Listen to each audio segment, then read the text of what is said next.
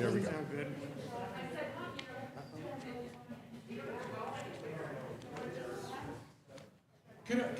Could I really ask everybody to come up to the front of the room, and we will hand out what we want to hand out.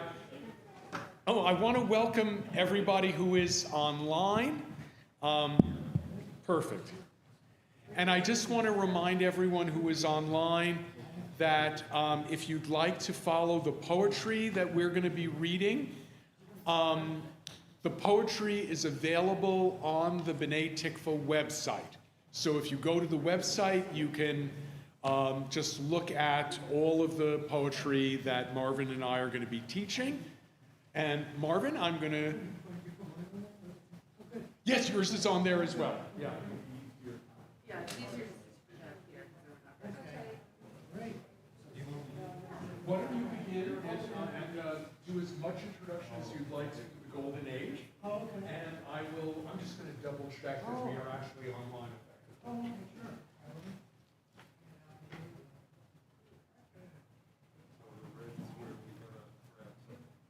And we have to find a copy.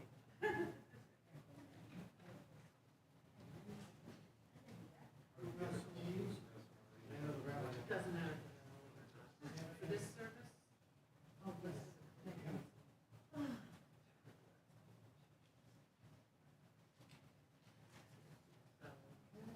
And if we don't have a copy,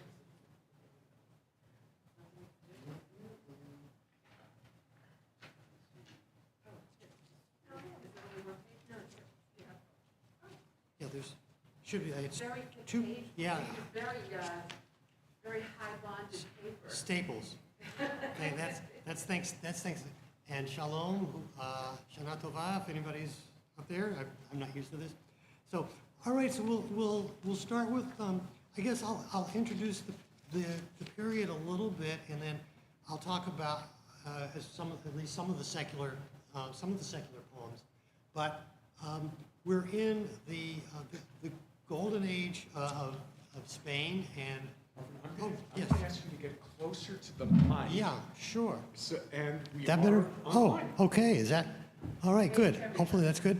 So we're in the golden age of Spain, which goes around 900 to 1492, of course. But the period that we're going to be talking about is the earlier part, and that is roughly 900 to around 1150, and that's the time when the Muslims are in control of at least about half of the Iberian Peninsula. If you look at maps for the period, there's kind of a fluctuation where they're up and controlling most of it, and then gradually the Reconquista is taking over, and eventually the Moors, as they were called, are driven out of Spain. But Hebrew poetry, so I'll just tell you a little bit. My background, I'm very much of an aficionado, so I'll appreciate anybody kind of stepping in with comments as we get into the poems. And an aficionado and not a scholar of the period, but I'm interested in history, and I'm interested in Hebrew learning, so I've kind of followed it over the period of time. And I did some lessons or sessions which we may reprise later this year that covers Hebrew poetry generally. But as I was telling the rabbi recently, part of my interest was, when you're going through the Machzor or when you're going through the Sidur during the week, and you see all of these things coming together, where does it all come from? And some of it, you can know, and it's right out of the Bible or the Torah, or there's some more current sources and things like that. But then you get all these names like Ibn Gabriel, Yehuda Halevi, some of the people from other parts that we won't be talking about. And who are these guys and what are they up to? And it's really kind of fascinating. And the Golden Age, as it's called in Spain, really was a golden age for Hebrew poetry, and it was a big shift for Hebrew poetry. Hebrew poetry, if you look back into the Tanakh and you look at the original Hebrew, you won't find, except very accidentally, some rhyming, for example. It wasn't something that they thought about. And the same thing is true of Hebrew poetry pretty much from earlier periods. When the Jews in Spain were a part of this strong culture that the Arabs had, and particularly they adopted and they were very heavily influenced by it, and they were very heavily influenced by the Arabic poetry. And one of the things that you'll see is that there's a lot of, we talked about competitiveness, but there's a lot of competitiveness among these Hebrew poets. And one thing is they're competing against the Arabs. They're saying, we can do this just as well as they can. Hebrew can do this just as well as the Arabs. And then they're competing amongst themselves to see who can do these different kinds of, different types of poetry that they derive at better than the other guy. And if we have time, there may be a quick story that I can get into. But what I'll get right into, the rabbi had picked two poets to focus on that are both represented in the Machzor. Solomon ibn Gabirol is one, and Yehuda Halevi is the other one. And so rather than kind of go far afield, I thought I would stick with kind of these guys, not when they're in the synagogue, if you want to put it that way. So I'll, do you want me to just go ahead and I'll talk about all right, so I'll talk about Ibn Gabirol. So you'll get the kind of, the not so, the secular stuff, I guess you will, first. And then the rabbi will make it a little bit more Yom Kippurish or whatever. But Yom Kippurish, yeah. Ibn Gabirol is a figure from the 11th century. He's roughly like 1021 or so to 1055. And he's a fascinating character. He's kind of, I'd say he's probably the guy that everyone respected, but nobody necessarily liked. He was a fascinating poet, but he himself acknowledges, and one of the other, at least one of the other poets we're not going to be looking at today, Moshe Ibn Ezra, said it's a guy who had trouble controlling his anger. Just not the most pleasant person. He also had a lot of health issues. He was not in good health. We don't know exactly how long he lived, but probably he died in his mid to late 30s. But he was a phenomenal technician, very knowledgeable. Also wrote philosophical works. I brought up two poems of his, and I'll say, why don't we just take a look at it, see what you think about it right off the top, and then we can kind of go from there, and I can tell you a little bit what's going on in terms of content and in terms of background. The one thing I will say is that if you think you see a biblical allusion, you do. Okay. All over the place. But anyway, take a look at that. Does anybody want to give, how about somebody want to do the English, the top paragraph on this is the poem on leaving Saragossa. Oh, I'll have to read it? Oh, okay. Anybody want to? No? Come up? Okay. All right. So let me read. I'll read this first part. I'll read it in English, and you'll hear what's going on. My tongue cleaves to the roof of my mouth. My throat is parched with pleading. My heart is loud, my mind confused with pain and continual grieving. My sorrow swells and will not bear sleep's gifts to my eyes. How long will this rage and yearning like fire inside me burn? Okay, so what are we thinking about right away? What do we hear when we hear those first couple of lines? Yeah, he's tortured with anger, but do we hear any echoes? Echoes. here. So here we go for, okay. So, if I forget you, O Jerusalem. Yes, if I forget you, O Jerusalem, let my right hand forget her cunning. If I do not remember, let my tongue cleave to the roof of my mouth. Let the tongue cleave to the roof of my mouth. Okay, and you've got that word, tidbak lishoni, tidbak. So the root there is dalad bet kuf, which means to cleave, lishoni, my tongue, lihiki, if I don't remember you. And here's that word again. Here's that word in the first line. Davak lihiki lishoni. All right? He's just taking it right. He's just taking it right there, but he's going to do some. He's going to do something very different with it, right?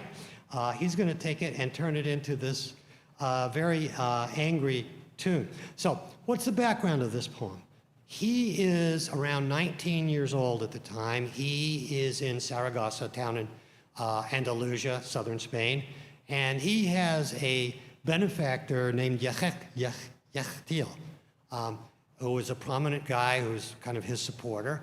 And what happens is some kind of political thing goes on, and Yachtil is murdered, and Ibn Gabirol is kind of left to his own devices and has to basically get out of town. And so he is talking here in this poem about what it's like dealing with these people. And you can so you can see how unhappy he is. But then let's look at this next, this next part, and then we'll get back to talking a little bit about the poem's structure in Hebrew. You don't pick it up in the English.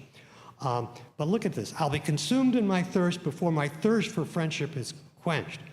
And then going on, I'm treated here as a stranger, despised as though I were living with ostriches, caught between impostors and fools who think their hearts have grown wise. One hands you venom to drink, another strokes you with words and lies in his way. Okay, so we're not dealing with the guy who we would normally think of as he's introducing shacharit services for shachar v'keshka, right? It's not. It's a little bit different kind of guy. So here we want to get the personality. One more piece to just give us a sense of the echoes. Look, if you go down a few more lines, they're giants in their own eyes, grasshoppers here in mine. Okay, where's that from? He's the spies, except he's turning it exactly around. We look like grasshoppers in our own eyes, and also in theirs, is what is said in Bamidbar, and he turns it around.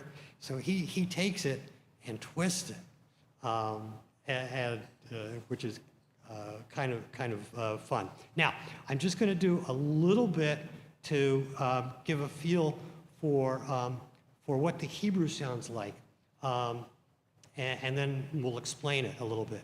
So I'm just going to start with the emsa l'reah. Okay, I'll be consumed in my thirst. Emsa l'reah. Oh, and you want to count do some syllable counting as I'm doing this for each little section. Emsa l'reah ve'echla terem chichlot tzimoni ki'ilu shchakim v'chelam בין תאוותי וביני. נחשב כמו גר ותושב, יושב בשבט יעני, בין כל פתלתול ושכל, the fools and the impostors, ליבו כלב תחכמוני. Okay, so there's two things going on there. First of all, you can see at the end of all of the what's at the end of every line? Every line ends what in Hebrew? Ni, yeah, okay. That's by design. And what's the syllable count? Anybody pick that up? It doesn't matter what it is. It matters that it's exactly the same. Yeah. In this case, it happens to be 8 and 8 for each half line. 8, 8, 8, 8. And he carries that all the way through. And he carries the verb, and he cheats a little bit with the shavahs. Sometimes you can hear the shavah a little bit. Sometimes the Shiva is a little, you kind of glide past it so that you can get there. But this is from the Arabic form called a qasida. I think I'm pronouncing that correctly. A qasida. It actually goes back to before Islam, in Arabic time, and it was used a lot for glorification of your tribe or of your family or of some place that you had visited, something like that. And the qasida is every rhyme, it's one rhyme, and it's a consistent syllable approach. And so that's what's going on here.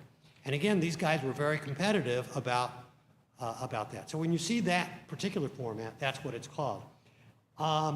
And I'll do one more of his poems, and then I don't know. Do you want me to keep going with Levi, or do you want to jump in with the? Oh, okay.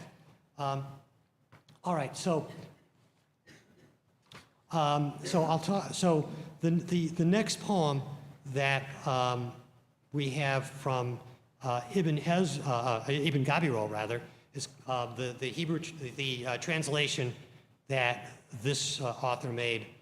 Peter Cole he translates it hearts hollow, v'lev navuv, empty heart, and that's on the and the reason I wanted to pick this out is that it brings up another aspect of Ibn Gabirol, which is kind of unique to him. So it's this one, hearts hollow.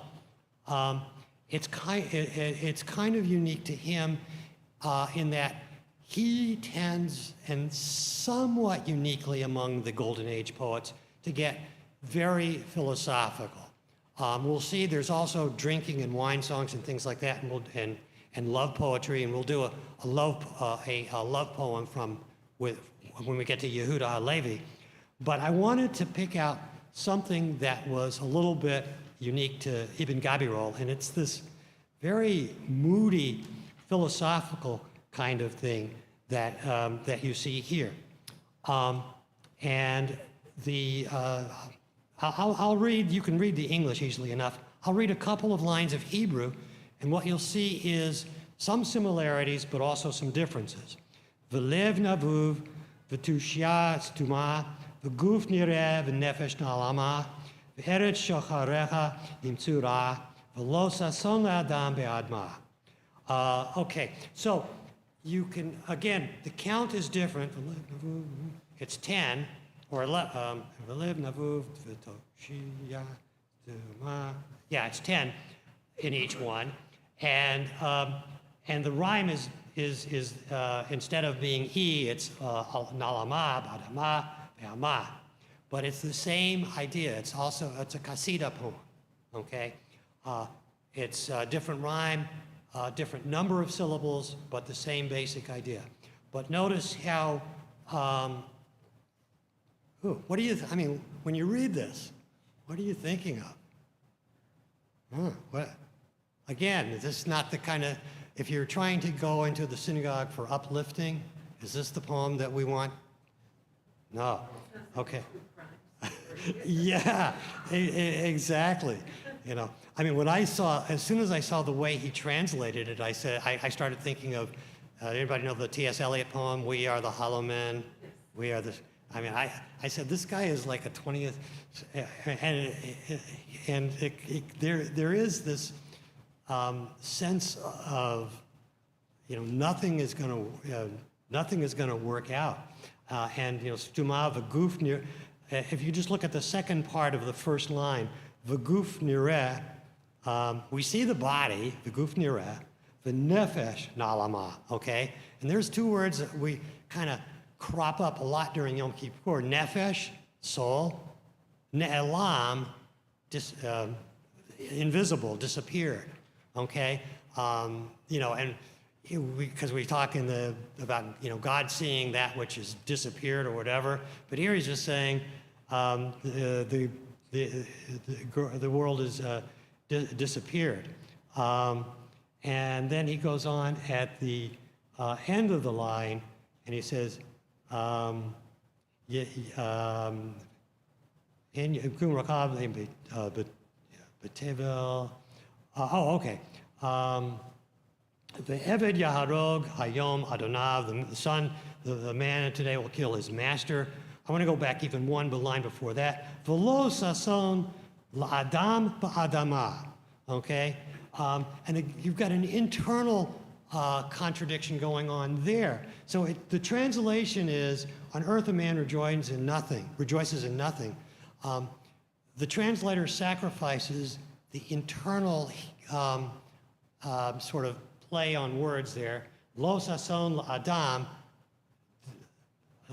sason, joy, adam, man, ba'adama, in the world, in the earth. You know, the man does not take joy in that which he is created from, if you will. Okay, so you can see how he's being very tight and focused with the Hebrew there. And then he goes on, and the Eved Yarog, and those lines, the servant will slaughter his master, handmaidens turn on her mistress and queen.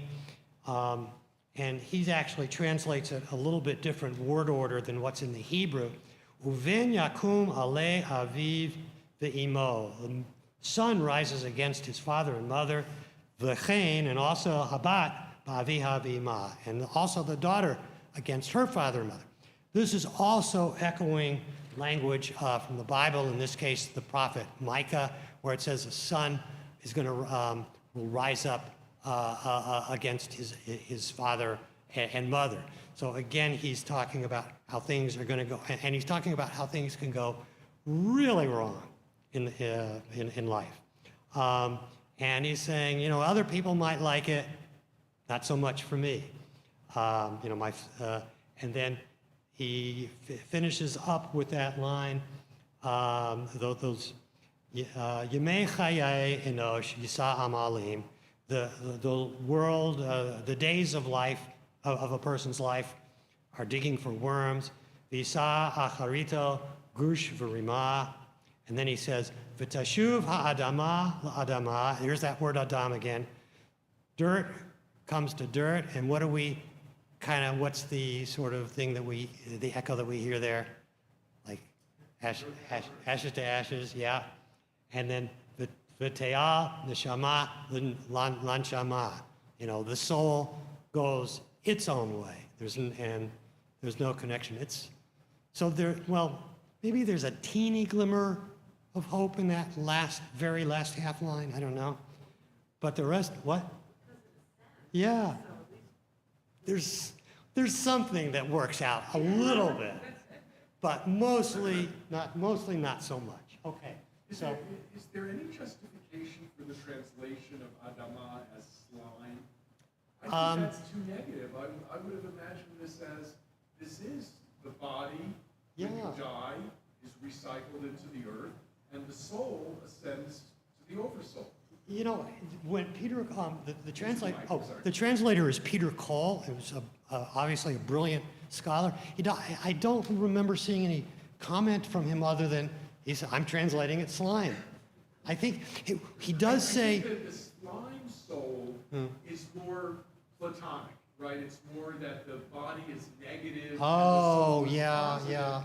But in Judaism, I think even our Neoplatonists don't go that far. The body is simply returned to the earth. Anyway, that's No, okay, that's a good point. Now, he makes an interesting point, and actually, in terms of translations, he, as you'll see, does a poetic translation, and he does that quite deliberately, and he talks about the different ways that you could possibly try to translate medieval poetry, and how crazy it is, and especially if you see all the quirky things that they're doing in the original Hebrew, it's impossible to try out. And he says they've even tried doing translations where they capture the rhyme, and he says, trust me, it doesn't work. And you can kind of see that. The translator for the Yehuda Halevi poems is a poet called T. Carmi. The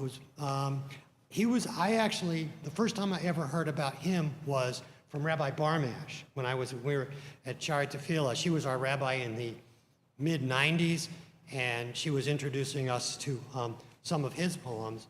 But he was also an amazing translator of poetry into English, and he has a wonderful volume out that I got that the Yehuda Halevi poems are from.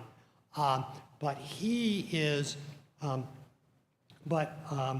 his translations, and I'll start with this, are, as you'll see, in prose. He just kind of says, I'm not going to even try it. I'm going to, give you the poem, and I'm going to give you the translation pretty reasonably. I mean, there's probably, not 100%, but I'm going to give you a pretty reasonable translation instead of the poetry. So with Yehuda Halevi, we're going to move to a different guy and a different, some different stylistic things. So, and I'll just keep going, all right? So Yehuda Halevi, you guys familiar with any of his poetry or his name? His most famous, or one of his most famous poems is about my heart, my heart is in the east and I am in the farthest most west. It's basically, he was continually lamenting for being in Spain when he wanted to be in Israel, and he eventually, we'll see, he eventually made the trip, may or may not have actually arrived. That's not quite clear. But he got as far as Egypt. But he comes, so he's born about 50 years after Ibn Gabriel, no, about 20 years after Ibn Gabriel died, so it's around 1075, and he lives a longer life. He's born, most people think, in a town called Tudela, which is, at the time, was near where the Christian-Moor split happened to be. But he later moved south and brought himself more into the where the rest of the Andalusians were, where the Moors were, and he developed a great reputation. And I'm going to look. I want to look at the poem called "The Sensitive Doe," and we'll look at pieces of it, and we'll see. Maybe we'll just read the. I'll read the first stanza in English, just to get a feel for what's going on in terms of the content. "O graceful doe, pity this heart in which you have dwelled all your life. Know that the day you leave me, your going will be my ruin. And even now, when my eyes dare to glance at your splendor, I am stung by the serpents that guard your cheeks, for their poison burns like fire, and they drive me out." Again, it's not this kind of thing that goes very well with the Avodah service or the Musaf or anything like that. It's a little different tone. In this case, it's love. This one happens to be love for a woman. There is a lot of a rabbi, I think, has alluded to this in the past. There is a lot of homoerotic love among a number of the poets, including Yehuda Halevi. I didn't choose those for today, but that is definitely a significant strand in the secular part of their poetry. Also, a thing to know about in the translations, you see all this stuff about does and gazelles and hearts and all that stuff, and it seems, it's nice, but it all seems very formalized and stylized. And the answer is yes, it's formalized and stylized, okay? We don't really get to know the particular girl very well, or the particular guy, for that matter, very well. It doesn't happen. It's all about, the form, the meter, the plays on words, and a lot with the biblical allusions. Now, it's a much more complicated format for the Hebrew, and I'm going to just read. I'll do the second stanza. So, Shalala libi vadadim ale lev menuchim lev kmo even v'rak yigmol shnei tapuchim nitu v'yu lismol v'yayin krach kimrachim mokdehem hem bilvavi v'hem lo nigashu gam b'fihem dami shatu v'lo hitbo shashu. Okay, so I'll say the first thing is, again, syllable count, same, all the way through. Syllable count remains consistent. I think it's 14 in this one, all the way through. But something else is going on with the rhyming. What's going on with the rhyme, with the rhymes? Anybody see it? There's kind of two. Yeah? Yeah, A, B, B, that's right. And notice the BB, you've got the BB throughout the poem. The first stanza, Yifrishu, Yigroshu. Then I go to the second stanza, Lo Nigashu, Hitbo Shashu. Okay, I can go down to the next to the bottom stanza on that line, Shelo Shu, Chidai rhyming. Okay, this is what's called in the English translation, it's a girdle poem. Okay, the girdle is those two verses, is that kind of refrain, if you will, the two lines at the end that are always the same rhyme all the way through. And again, copied directly from Islamic style that developed maybe a century or two earlier than this. The technical name is muwasha, but it's that kind of style, and he was composing with this. And you can see the allusions. You can probably tell a major biblical source for a poem like this, and for many others, a major source would be what book? Yeah, Shir HaShirim, Song of Songs. All of, except that it doesn't quite go along the lines of, this doe violates the laws of God with her eyes. She kills me with malice aforethought. Doesn't quite go that way in the Song of Songs, but but he certainly is talking a lot about does and hearts and the same kinds of things that that you see in Songs of Songs.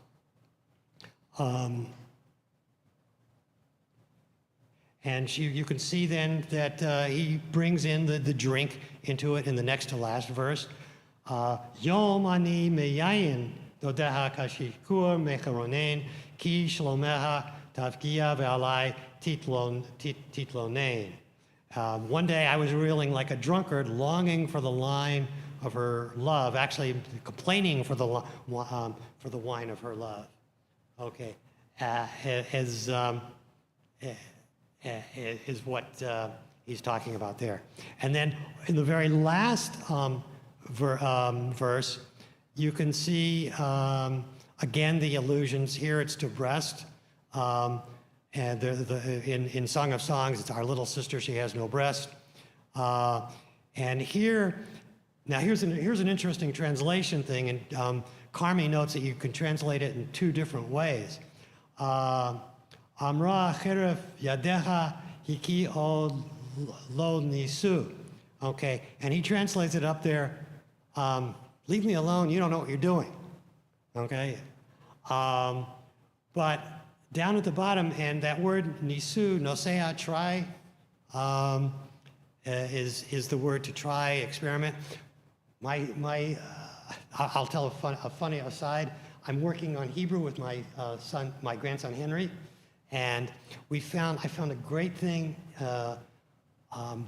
in Hebrew, Dr. Molecular.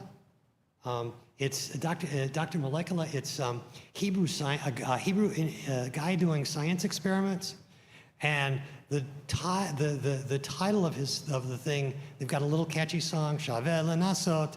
Shaveh Lanasot means worth trying, and so my little grandson can say Shaveh Lanasot, worth trying. So, but that's that same root, nisu, okay, nosea, to try. And the last couple of lines we don't need to worry about because even Carmi says they're written in a combination of Arabic and Romance, which is kind of somewhere in between Latin and French, I think. He keeps the rhyme scheme. He keeps the rhyme scheme going, but he's guessing a little bit at the translation. So I'm not gonna try to do it. Before I finish with this, do the song at the sea, there's a funny. His biographer, Yehuda Halevi's biographer, wrote a funny story. Apparently, Moshe ibn Ezra had written a pretty fancy poem on some metaphysical themes in a particular style with a particular language. And to get his attention, to make him be a sponsor, Yehuda Halevi wrote basically a drinking song using the same language, using the same rhythms, and using a lot of the same images, and sent it to him, kind of as, hey, this is, I'm trying to make nice to you, and I'm copying you. And Ibn Ezra looked at it and said, yeah, this guy knows what he's doing. And, part of the song is instead of saying, I'm too young to drink, he says, I'm too young to stop drinking. So anyway, he got he became good friends with Ibn Ezra. So the last thing I'll do, as I mentioned earlier, Yehuda Halevi eventually did go to or in the direction of Israel, and we are fortunate to have some of his poems from the journey, and even some poems from when he was in Egypt. And as I said, we don't know for sure if he made it or not. But this was written probably about a year before he died in 1140. And you can see that he's not painting a very impressive tale of being on the sea. By the way, this is apparently one of the very rare songs about the sea from the Andalusian poets. He said, and look what he says. He says, between him and death, there is nothing but a step. Between them, only the thickness of planks. He is buried alive in a wooden coffin, but without any earth. Not even 4 cubits, not even a handful. Okay, so not very enticing. Again, he refers back to the graves, and again, if you look at the verse, Kiru ale vanot umishpachot, shalom v'al achim v'al achot, me'et asir tikva asher nikva, layam v'sam rucho biyad ruchot. Okay, here you've got the rhyming on, you basically have to think of 2 lines as one, okay? So the way we have it, every other line is the rhyming, is the rhyme. We're back to the Qasida style of the same number of syllables and a single rhyme all the way through. And just I like this because it's just so there's no romance in it. Here he is trying to do his life's journey, and he's saying, Ve'ein raglav mishulachot, there's no place to stand. Cholev v'yareim, I'm sick. Mipnei goyim, and I'm afraid of the Gentiles. Gam mipnei latzisim umeruchot, and I'm afraid of pirates and ghosts. And then the people who are taking him on the ship, Chovel umala kol b'nei paracha. These guys, are the ones who are in charge, and the rest of us, the only ones who are worth anything are the ones who swim. And you can get also some echoes in here of the prophet Jonah, the whole theme of being on the sea, and there's the allusion to find let's see, Jonah 1:15. It's find it real fast. I didn't push this one. I know we can find it in the other book. Jonah. Find it. Here we go. Anyway, you can see, for example, in Jonah 1:15, they took Jonah, they cast him into the sea, and the sea ceased its raging. Well, here again, it's the idea of only the swimmers amount to anything. And then we finally end on the slightly hopeful note, and again, echoes of Jonah. I come to pour out my soul in the bosom of God at the sight of the ark and the altar. All right, let's see what he's, and if we look at this, Ad eshkach nafshi bechel ha'el, nochach mekom aron umizbechot. So again, here's Jonah praying maybe inside the fish, Chayavim tovot, betuot shirot, betush bachot. And a little bit of echo of Psalms to end it up on a slightly positive note after a lot of seasickness. All right, so now we'll get to the good stuff. Thank you, Mark. Any questions or comments before we move forward? Yeah. The poet last night, Yehuda Amichai.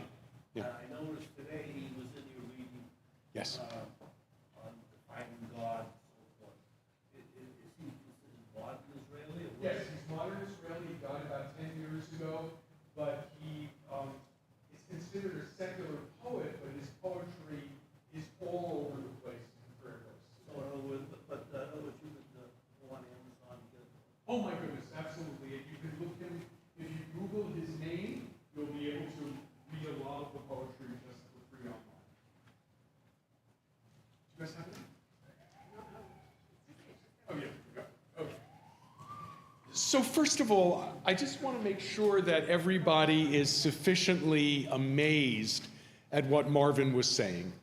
This moment in Spain was incredibly unique in world history.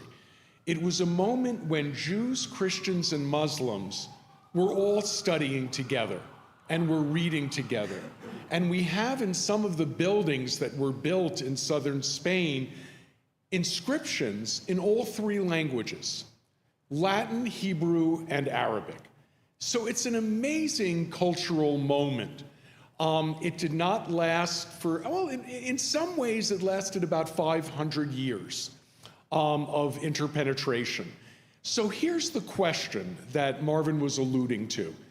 When they have erotic poetry, when they have poetry about young boys and my desire for them, and about drinking and intoxication, what is going on in those poems? Is this telling us something about their lifestyle, or are these simply formal exercises? And what would formal exercises mean? It would mean that just as Arabic preserves meter and has these poems on wine, women, and song, and little boys, we can do that in Hebrew as well. But how, so two questions. Question number one, is it formal or is it something that they were feeling? And second of all, if it's something they were feeling, what was it that they were feeling? Is the passion that they are describing supposed to be understood by you as passion for God? Is the intoxication supposed to be the intoxication of imagining that connection between human and divine?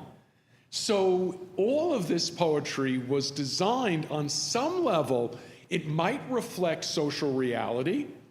On some level, it is about competing poets and style. And in some level, it's about theology. It's about how we understand our relationship to God. So whereas today, I don't think we would be comfortable using sexual and substance abuse imagery to describe our feelings towards God, but back then they did. And back then they were willing to do it. And back then, if in general culture, there was this sense of, we write poetry about these themes. The Jewish writers, as much as they were soldiers and politicians and pious Jews, were willing to engage with popular culture and philosophy. And maybe that's a little bit lost today, and it's something that we can aspire to. How could we have a Judaism that is so fully engaged with the culture around it and take the best of that culture and move it into our own? So finally, I just want to mention, hold on one second. This is for you guys.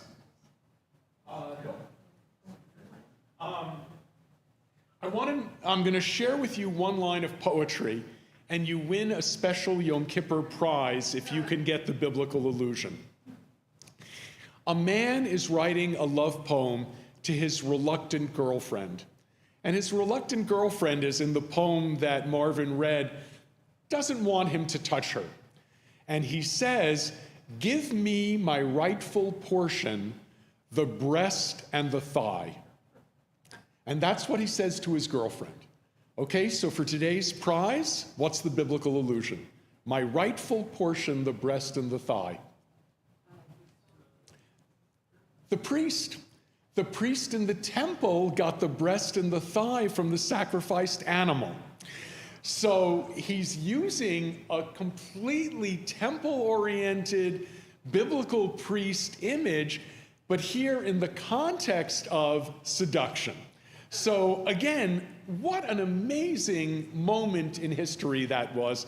And that's why, by the way, this is what I've been working on the last, I would say, 6 months or so, is about learning about this period in anticipation of a trip that we're going to be taking, so far 6 of us, from the shul, together with another synagogue. So we're going to be, about 20 people going to Andalusia, to South Spain. And we're going to be exploring exactly these poets and writers and that world, and looking at the buildings that we're switching back and forth between being mosques and being cathedrals. It was just an amazing period of interpenetration amongst those cultures. And that's what we're going to be studying. Next year, by the way, in October of next year, I'm going to be co-leading a trip to Andalusia and Morocco, a second trip. That's why I'm going in the spring, because I want to see it first before I leave, right? You know, as they say about doctors, first you see one, then you do one, right? We're taking a group of Jewish leaders and American Muslim leaders to South Spain and Morocco together to explore that moment as a way of coming back to America to take leadership on questions of Jewish-Muslim interactions here in America.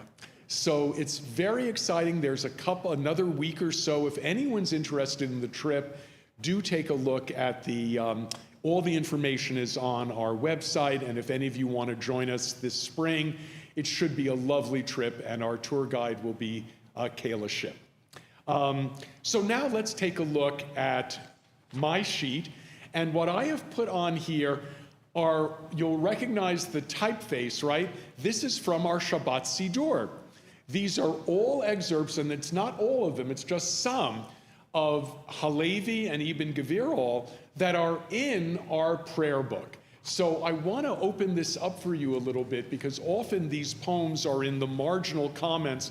And I just wonder, while I have this wonderful focus group in front of me, do you guys during services look at the notes and the alternative poetry? Oh, that's wonderful. Okay, great. No, I'm delighted, because I know that my friend Ed Feld, who's Lisa's father and who's the editor of all of these prayer books, Ed has been very concerned that the prayer books are being used in the synagogue just like the old prayer books were being used, that rabbis are not using the materials on the margins and that congregants aren't looking at them. And so much work was put in to give that depth. So I'm delighted that many of you do that. And I hope it invigorates in particular your experience of the Amidah, because very often we're not sure what to do during the Amidah. And again, read a poem, sit with it, and that's a wonderful Amidah. So Yehuda Halevi will start with some of his poems. I lift my cup to celebrate my love for you. Okay, again, this could be written of a man and a woman, of a couple. It could also be written here. What's the topic? Shabbat. Okay? I lift my cup to celebrate my love for you. What's the cup we're talking about? Kiddush, right? And say, Shalom to you, Shalom, seventh day. How pleasing to me this moment of twilight, ushering in Shabbat, the world's new face beginning tonight. Isn't that a pretty image? We think of, and I've talked a lot about this over the last few days, about Rosh Hashanah being a clean start, a fresh start, a new beginning. That idea that Judaism gives us every week, a culmination for the week and the beginning of something new and fresh. And now another set of images that can be seen somewhat erotic, and these images also allude to Song of Songs. Come, enter this orchard, eat of its fruit. So again, if that sounds a little erotic, but if you were reading this in the Siddur, you just wouldn't let your mind go there. But it's a very lush image of lovemaking. Enter the orchard, eat of the fruit. For this is my companion, my friend, Dodi Virei, my time of quietude. So again, all images familiar to us from Shabbat. A meditation for Boruchu. Almighty, no thing exists without you, and none can be like you, the source of all, maker and creator. This is an image of God that I want you to hold on to. This image of God as God is Makor HaChayim, the source of life. Nothing lives without having a soul. Sort of what I talked about today in introducing Yizkor. Without there being that Pintele Yid, that neshama that is in us, that connects us to God, nothing would grow. There's even an image that says no blade of grass would grow without an angel behind every blade of grass saying, grow, grow. So that image that God is not a ruler on high, throwing thunderbolts down to earth, but God is the source of life, that beneath us.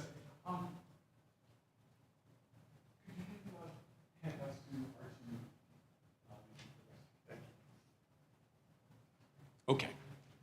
Almighty, no thing exists without you, and nothing can be like you. You are the source of all and creator.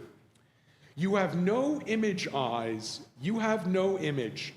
Eyes observe, but the soul lodged in the heart recognizes you and sees your glory's breath encompassing all. For in you all finds its place, but you occupy no place. So that's the mystery of God. God is that which we cannot see, but our soul presence can recognize. And in you, everything has its makom, its place, but you don't have any physical presence. So we who are physical and spiritual, we exist in a physical plane, but we also have a spiritual side, a soul, that lets us connect to that which is invisible. My soul seeing but unseen, come thank the seeing but unseen and bless. So that's the introduction that he wrote for the Boruchu, contrasting human beings who are matter and spirit with God who is entirely spirit. Just one last thing, and I just want to give you the great chain of being. Okay, how does the great chain of being work? God is all spirit and no matter. So God doesn't have form, right? We have form, doesn't have matter, but is the soul. We, as human beings, have form and matter and soul combined. This chair has form and matter, but no soul. What has form, but no matter? We can't even imagine it, right? Having form, but no matter. It's between humans and God. Angels. That's what an angel is. An angel has form, right? Like Casper the Mighty Ghost, right? You can see it, and you can also walk through it because it has no matter, but it has form. So I just want you to see that sliding scale. All soul, no matter, no form. Form, no matter. Soul, form, and matter. Form and matter, no soul. And that's the chain of being that goes from top to bottom. The medievals had a much more differentiated account of that, and I'm not going to go into it now other than to say part of it is sexist. There was an understanding that it was God, angels, men, women, flowers, rocks, chairs. So there was a sense that women's philosophic capacity, soul capacity, was less than that of men. And that is true pretty much throughout all of the medievals. Women were considered more physical, and men were considered as having greater spiritual potential. If some of you have seen Hasidim, what do Hasidim wear around their waist? There's a gartel, right? There's a string, a thing that is tied around the waist. That is put on before prayer, and it marks the differentiation between the physical part of you, including your genitals, and the spiritual part of you, including your mind. So you wear the gartel to say, I've got both, and I try to keep them separate from each other. So that's, again, some of the complexities of this, but I want you to just have a sense of that piece of the background.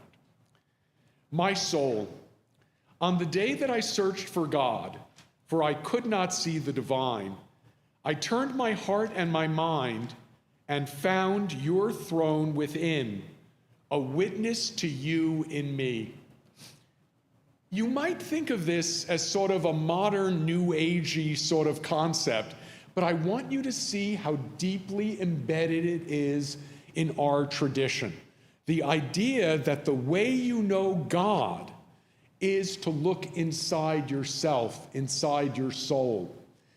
Those who, in the early medieval times, those Jews who did mystical journeys to try to see God were called the Yordei Merkava, not those who go up in the chariot to see God or who go up to see God, but those who go down to see God.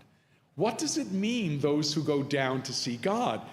Probably that they sat in a position with their head between their knees, and they did a guided meditation inside in order to go through the various heavens to find God's presence. So the idea of saying God is within us, and as this little tiny poem says, and the way we know God is by examining the soul in us, and through that we can go out to that higher revelation. So please hold on to that, because what that means is each of you, each of us, is a key towards seeing God. In other words, what's the other thing I can do besides looking at myself? I can look at you. I can look at you and see that my soul is reaching out to your soul, that we have a connection. There is something there. And how can you, at that point, mistreat that other person when you realize that we have a soul connection and that the way I can know God is through that interaction? I want to say finally that that's part of my hope and thinking about having the chairs in the sanctuary facing each other. What's going on in a traditional synagogue? Not a traditional synagogue, in an American synagogue from the 50s, 60s, 70s, and 80s. Remember the great chain of being. And I want to think about Mishkan Tefillah now. Have some of you been in Mishkan Tefillah? So Mishkan Tefillah, how does it work? You've got way back there stained glass, a full wall of stained glass. Stained glass represents God. Then you've got an organ and a choir. Could you see the organ and the choir at Mishkan Tefillah? Invisible. You couldn't see it. It was hiding behind the ark. So what does that represent? The angels. So you've got God outside in the stained glass. You've got the angels represented in the organ and the choir, who are voices, but disembodied voices, right? Like we said before about angels. There's no body, but there is this incredible music. And then remember the rabbis and cantors of your youth. How did the rabbis and the cantors dress? What did they wear on the bima? Black robes. Black robes, which was again a way of denying our physicality and emphasizing our spirituality. So they present, and remember thinking, I mean, it was just such a common thing to say then, that the rabbi's voice was like the voice of God, right? You would say that about, and that image of the rabbi and the cantor up on a raised bima, standing there wearing black with the angels and God behind them, and they are transmitting God's word to the congregation who sit in auditorium seating and receive. So that was the theological message of that kind of a synagogue. And you can see, again, it's that great chain of being actually made geographic. If we sit in a circle, and we have the Torah reading table here, and we are sitting in a circle, then Torah is sort of inspiring us, and we, as we are praying, are looking at each other and singing so that we can hear each other's voices. I should add, the sanctuary at Mishkan, like many sanctuaries, was designed to muffle sound from the kahal, from the audience, because everything was monodirectional. The music, the preaching, everything came from there here. But when you are sitting in a circle and looking at each other and hearing each other's voices, and in fact, in this style of davening, very often the way we mic it is to, like in Philharmonic Hall, have microphones coming down from the ceiling to pick up the voices of the congregation, because today we love to hear each other singing. Those are the great moments. But it used to be the organ and the choir. So how you sit in the sanctuary has a lot to do with where you think God is and how you know God.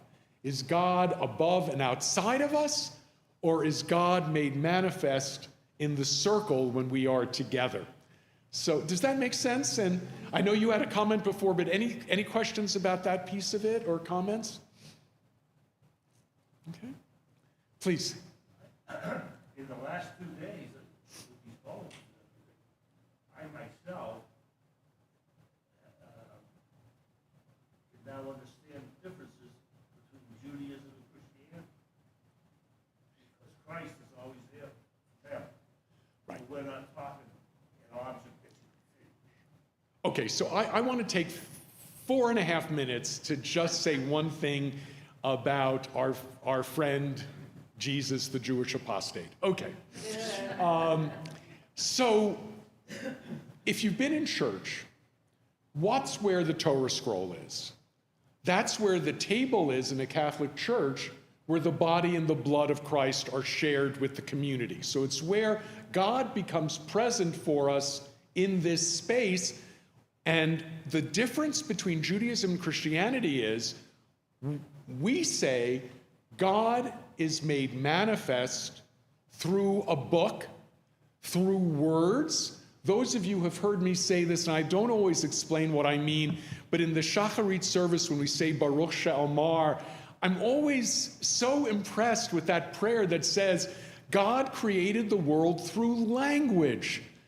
Language is the essence. Language, books come before the world. Books teach us how to live in the world.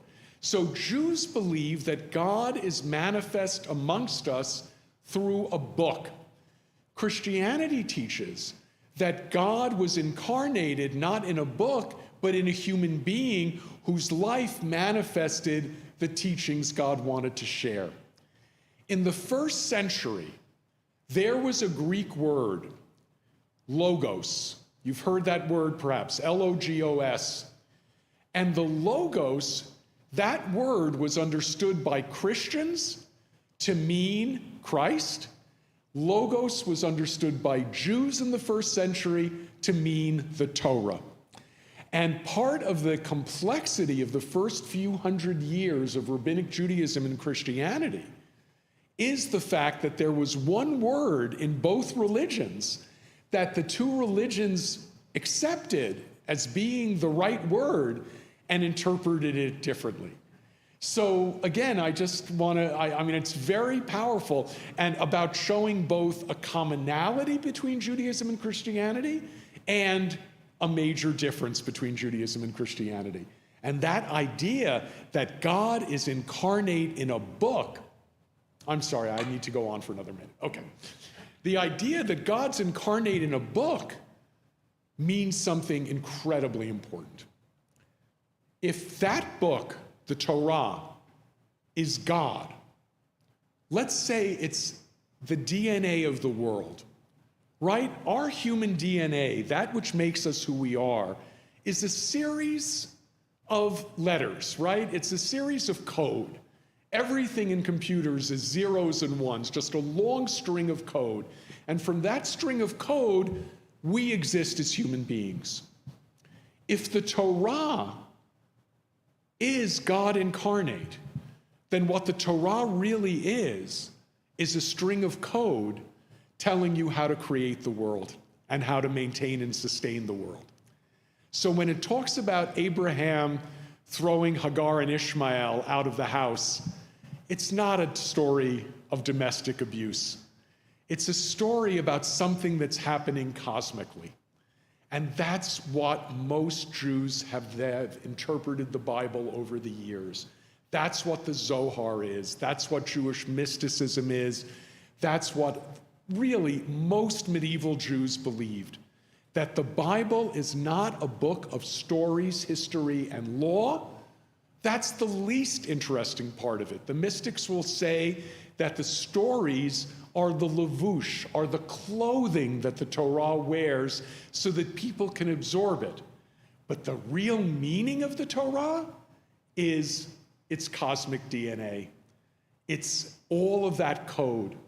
And every one of our ancestors stands for a different value or a different point. Abraham stands for hospitality. Isaac stands for God's strict judgment. Jacob is the combination of both strict judgment and merciful hospitality. Father, son, grandson. It's all about these values that we're teaching. So I hope that gives you just a little bit of a sense of both the understanding, again, which Jews don't commonly understand in America today. God is within. God is not a figure up and out there judging us. Again, pace unatana tokef. And to go further, the Torah is a book of infinite meaning that you can't even begin to exhaust if it's really God incarnate. Okay? There's a tremendous amount, of course, in what I just said, but I wanted to share with you because those are really, I think, some of the big picture stuff on what's gotten lost in our liberal Judaism, which tried to really make Judaism into a religion with no mysticism. When I was in rabbinical school as late as 1985, you couldn't even study Jewish theology or Jewish mysticism at the Jewish Theological Seminary. All we studied were legal texts and some history, a lot of history. Marvin. Friend of mine, Rabbi, I think I mentioned it, Rabbi Danny, wrote a book about, Danny Horowitz wrote a book about Jewish mysticism. Yes. He comments on that as well, that same sort of thing. He mentioned that, obviously, all kinds of horrible things from the Holocaust. One of them was that we completely lost scholars. Right. Right. We are rebuilding. Two things about the Holocaust. One is the total number of Jews in the world today is still less than in 1939. So just in raw numbers, we have not even rebuilt yet. But the loss of scholarship, the loss of teachers in the Shoah was devastating and really is being slowly and continually rebuilt, both in Hasidic communities and in Jewish scholarship and in conservative Judaism in America. We are a post-traumatic community that has lost so much and are trying to rebuild. And I think the next generation is being trained to incorporate Jewish mysticism into American Judaism in a much more profound way. Let's read one Ibn Gvirol poem. Oh, please, go ahead.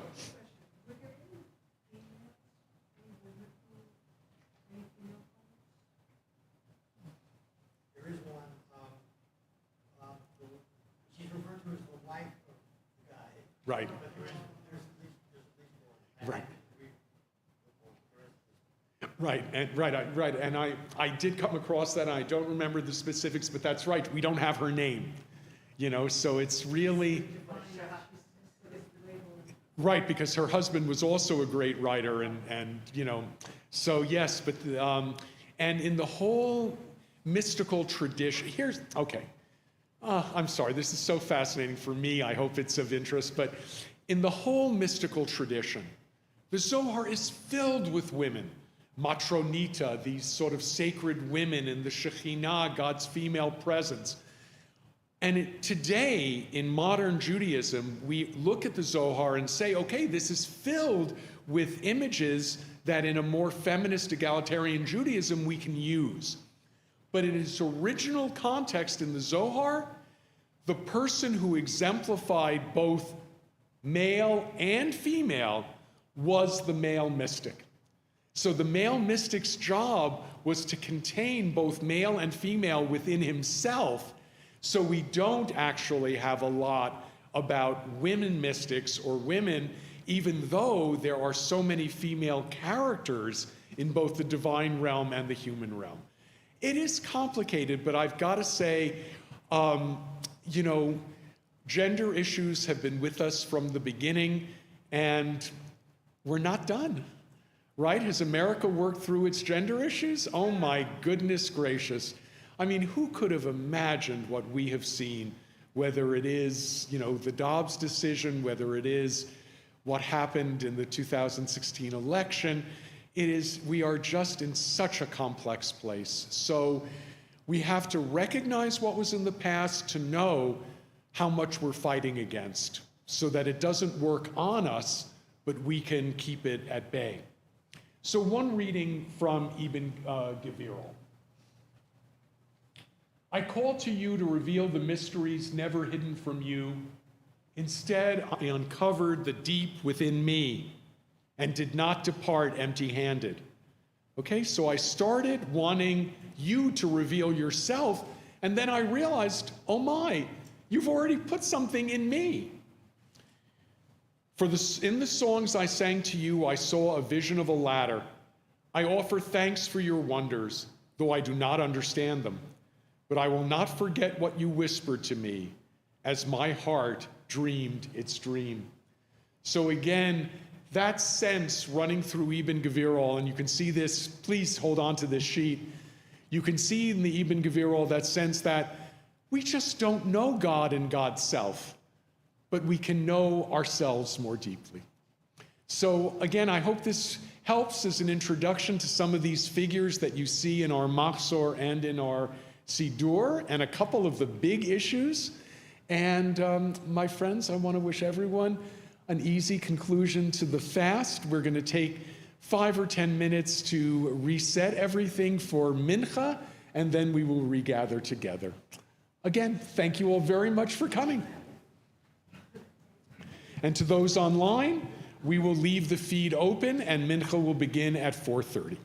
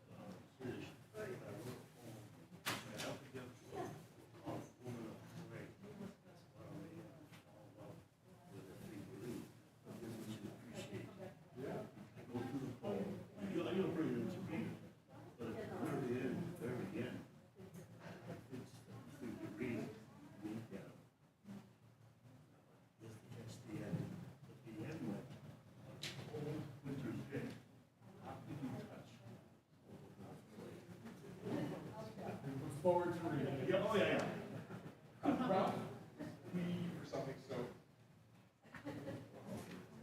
No, it's okay. No, I couldn't resist that. I think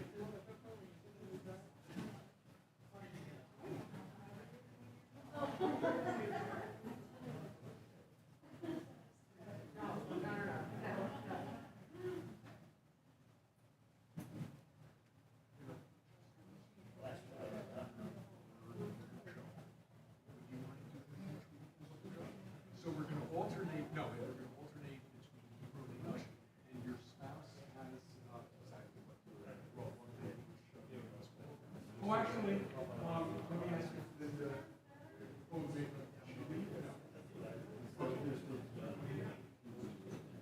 there's one reader, I think, doing the Hebrew, and then you can stand at my lectern and.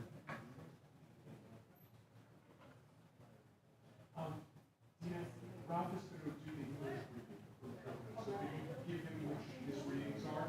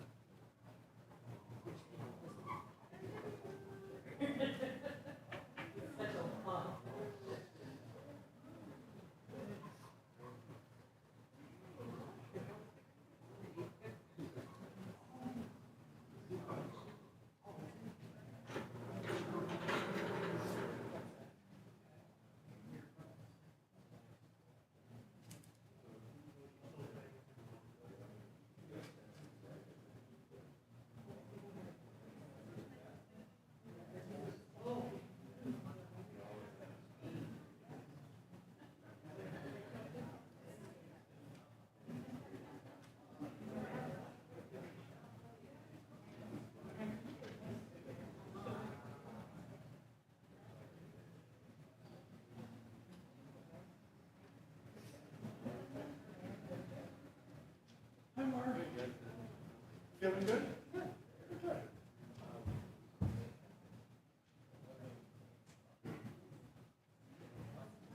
How do you feel? Just tired. Yeah, it's just, I didn't get a great night's sleep last night, so, but now, we'll get to the end. We're getting there. We are. Let me get set up. This must be the canters.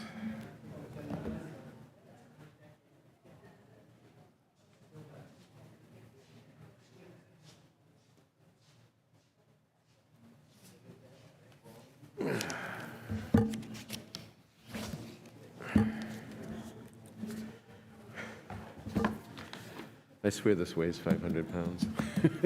These books, the big books.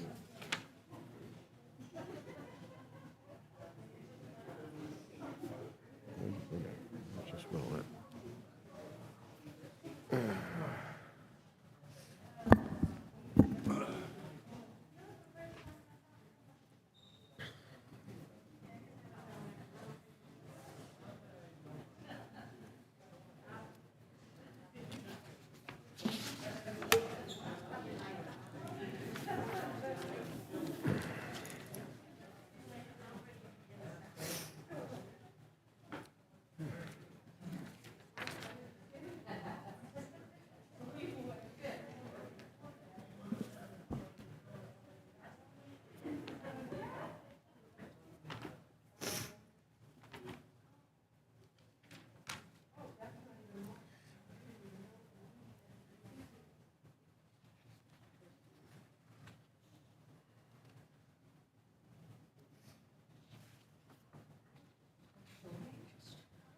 some things from here.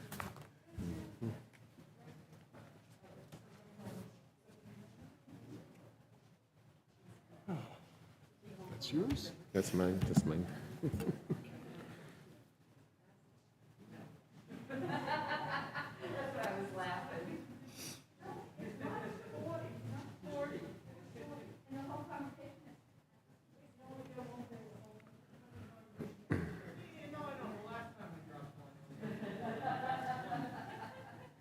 Martin, thank you.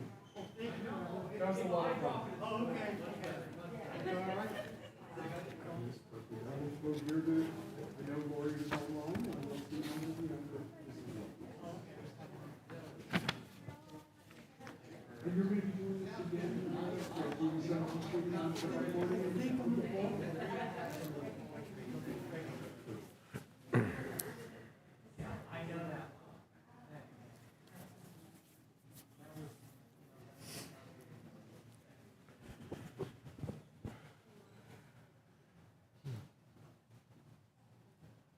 Dina, were there any usher wishes that you okay?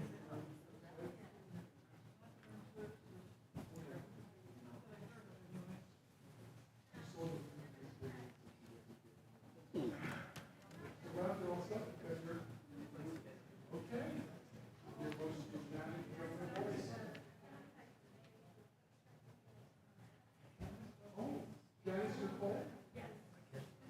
Familiar voice for, You don't have to hear everybody? What? I get to hear a familiar voice from Mincha. There you go. He's good. He's doing a great job. Oh my God, yeah. It's been amazing.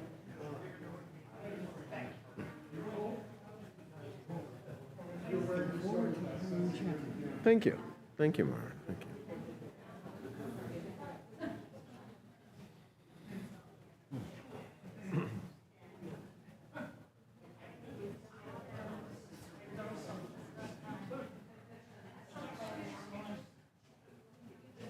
Okay, we'll wait 2 minutes.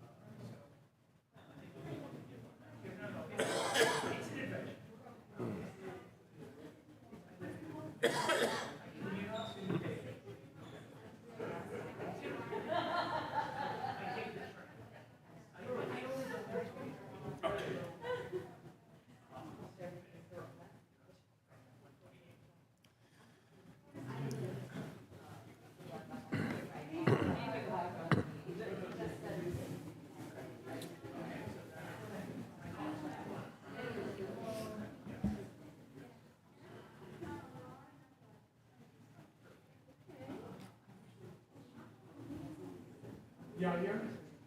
You see everything? Okay.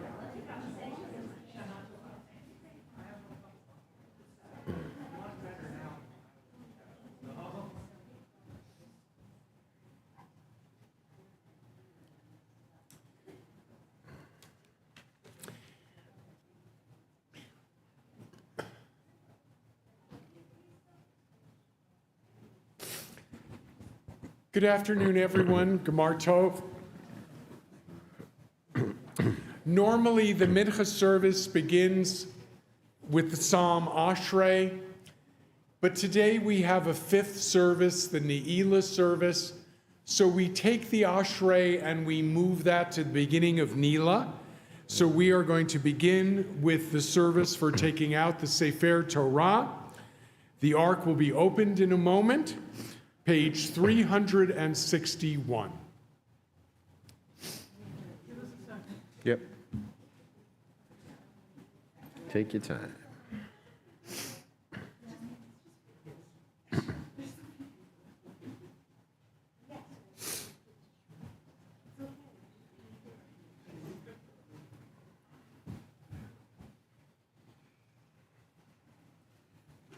Please open the ark. Bye.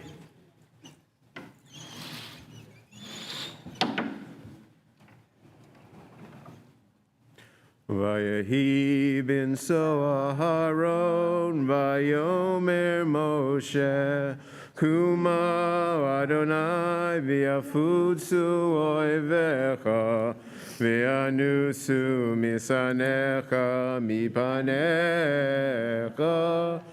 ki mitzion tetzei Torah. Ki mitzion tetzei Torah, udevar Adonai miYerushalayim, Baruch shenatan Torah, Torah, Baruch shenatan Torah, Torah, li'amo Yisrael, b'kdushato. Gadlul Adonai iti, uniram Moshe mo yachtav. Lecho Adonai hagidula v'hagivura v'hatiferet v'hanetzach v'hahod. Ki kol b'shamayim uvaret, ki kol b'shamayim uvaret. Lechol Adonai hamamlecha, v'yamid na'aseh lechol l'rosh. Romemu, Romemu, Romemu, Romemu. Adonai Eloheinu, v'hishtakavu, v'hishtakavu, l'har kadsho, ki kadosh, Adonai Eloheinu. So we're reading this Torah reading? No, the Erevot. Oh, no. Oh, we are reading the Erevot? Yeah. Okay. Please be seated, everyone.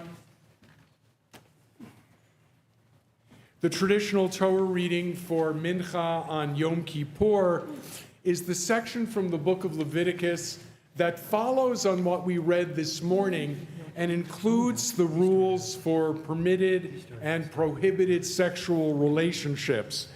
There is a note on the left side of the page about developing a sexual morality for our own times. Again, page 363. I want to just mention that the Talmud tells us that at the end of Yom Kippur, when everybody felt, wow, it worked, our sins have been forgiven, marriages were announced. And as a result, it was important at Mincha to let everybody know before you guys go out and pair and partner what the rules are. Part of the complexity of this reading is that this reading includes the line that has for many centuries in our tradition prohibited homosexual relations. And again, in the commentaries here, you'll see both interpretive interpretations of that verse and other contemporary applications and reflections on what has to be true in our intimate lives. Page 363.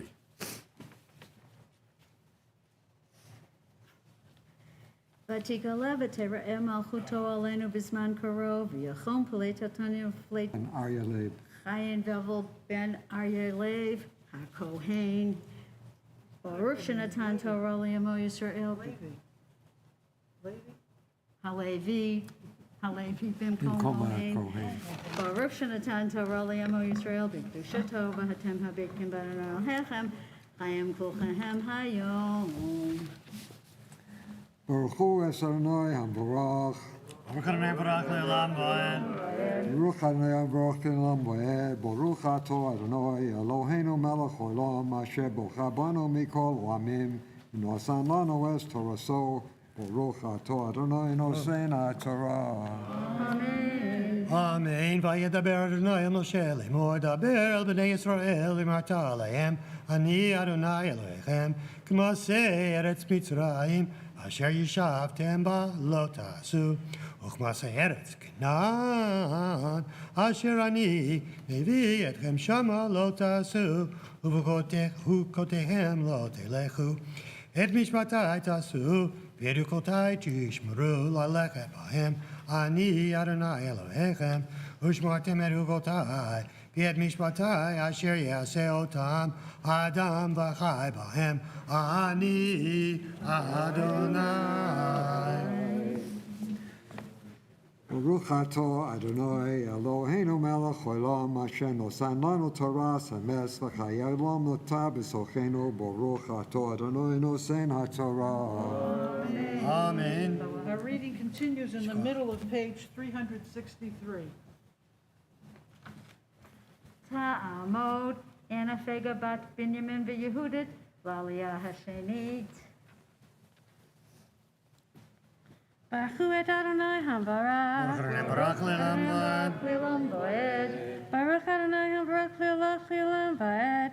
ברוך אתה אדוני אלוהינו מלך העולם אשר בחר בנו מכל העמים ונתן לנו את תורתו. ברוך אתה אדוני נותן התורה. Amen. Amen. איש איש אל כל שאר בשרו לא תקרבו לגלות ערוות אני אדוני. ערוות אביך וערוות אמך, ערוות אביך וערוות אמך לא תגלה, אמך היא לא תגלה ערוותה. ערוות אשת אביך לא תגלה, ערוות אביך היא. ערוות אחיך בת אביך או בת אמך, מולדת בית או מולדת חוץ, לא תגלה ערוותה. ערוות בת בנך או בת ביתה, לא תגלה ערוותן, כי ערוותך חנה. ערוות בת אשת אביך, מולדת אביך, אחותך היא, לא תגלה ערוותה. ערוות אחות אביך, לא תגלה, שאר אביך היא. ערוות אחות אמך, לא תגלה, כי שאר אמך היא. ערוות אחי אביך, לא תגלה, אל אשתו לא תקרב דודתך היא. ערוות כלתך, לא תגלה, אשת בנך היא, לא תגלה ערוותה. ערוות אשת אחיך לא תגלה, ערוות אחיך היא. ערוות אישה או ביתה לא תגלה, את בת בנה ואת בת ביתה לא תיקח לגלות ערוותה, שראינה זימה היא. ואישה אל אחותה לא תיקח לצרור לגלות ערוותה עליך בחייך. ואל אשת בנידה טומאתה לא תקרב לגלות ערוותה. ואל אשת עמיתך לא תיתן לשבתך לזרע לטעם אהבה. ומזרעך לא תיתן להעביר למולך ולא תחלל את שם אלוהיך אני אדוני. ברוך אתה אדוני אלוהינו מלך העולם אשר נתן לנו תורת אמת וחיי העולם נתן בתוכנו. ברוך אתה אדוני נותן התורה. Amen. The mafia portion can be found on page 364 in the middle. תעמוד מה שדינה בת מאיר והדס המפטירה.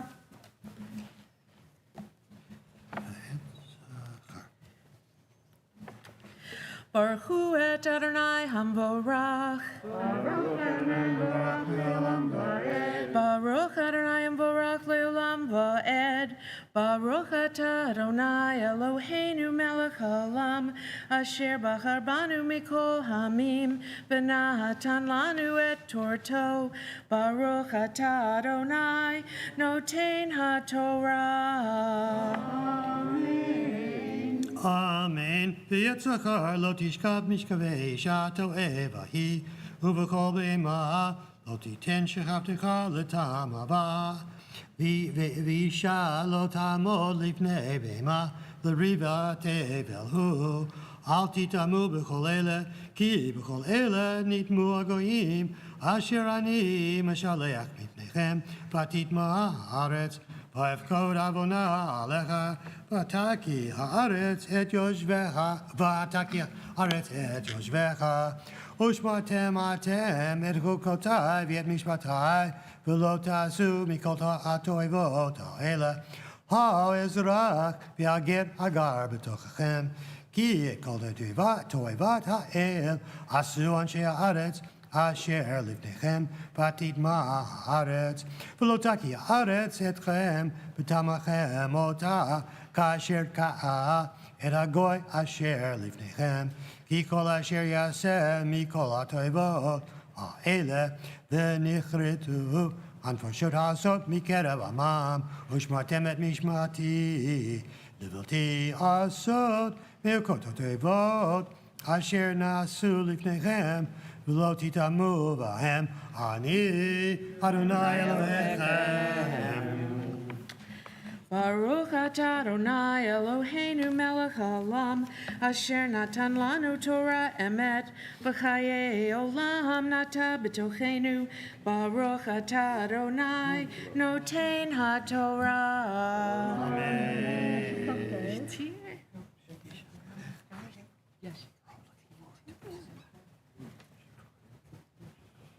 Yamod hamagbiya, ta'amod hagolelet.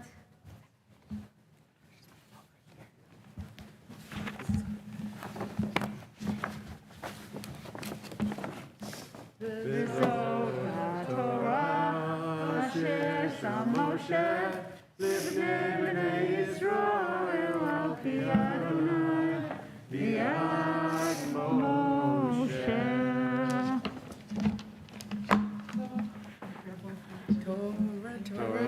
Torah, Torah, Torah, Torah, Tziva lanu Moshe. Torah, Torah, Torah, Torah, Torah, Torah, Torah, Tziva lanu Moshe. Torah, Torah, Torah, Torah, Torah, Tziva lanu Moshe. Torah, Torah, Torah, Torah, Torah, Tziva lanu Moshe. Morashaka higah yom, Morashaka higah yom, Morashaka higah yom, Morasiva lanu Moshe. Please be seated, everyone. We're now going to read an entire book of the Bible, the book of Jonah. We're not going to chant every word of it. We're going to go back and forth between Hebrew and English, and I encourage everyone to read the text in whatever language you're comfortable with to get a sense of this story. In the book of Jonah, everything is big, gadol. It doesn't say that he was swallowed by a whale. It says he was swallowed by a fish, a big one. Nineveh is a city, a big one. Jonah's emotions are emotions, big ones. The wind that blows is a wind, a big one. Mark Mirsky, a literary critic who wrote about the book of Jonah, says, it's a way in which the story signals that it's a tall tale. This is a moral allegory. It is not a historic event. And what is the allegory? It is now 4:45 on Yom Kippur. For those who drink coffee regularly, it's the time for the caffeine headache. For everyone, it's a time when you're a little tired, a little hungry. Maybe you're feeling a little bit out of sorts. And in this story, Jonah, at the end, is going to be overlooking the city of Nineveh. God has told him to give them a chance to repent. And Jonah says, I don't want to, because then there won't be justice. They won't be punished for all the bad things they did, including destroying the city of Jerusalem, which the Babylonians had just done. So he's sitting there, and a gourd grows over his head. And the gourd then gives him some shade from his headache, from his stomach, from his tiredness. He gets respite. And then God makes the gourd disappear. And Jonah says, "Where's my gourd?" And God says, "You're fetching about a gourd, but you are asking me to punish a city of thousands and thousands of people and animals who don't know their right hand from their left." And that's where the book ends. It's a question. Basically, the person who put Jonah in Yom Kippur wants all of us to answer that question. Are we going to be willing after Yom Kippur to reach out even to people who have done us harm, even to people who we feel have never asked for forgiveness? Can we help them move on in life? Or are we instead going to succumb to our feelings of being headachy and just say, forget about the outside world? So at this critical moment in our fast, the Bible puts the question to us: which way will we turn? How will we respond when others need our help, even others who we might see as enemies? Marcy is going to begin with the blessings before the Haftorah, page 367, and then Marcy and Ralph will go back and forth between the Hebrew and English text. Baruch atah Adonai Eloheinu melech haolam asher bachar b'neviim tovim v'ratzav v'divreihem hane'amarim be'emet. Baruch atah Adonai habocher b'torah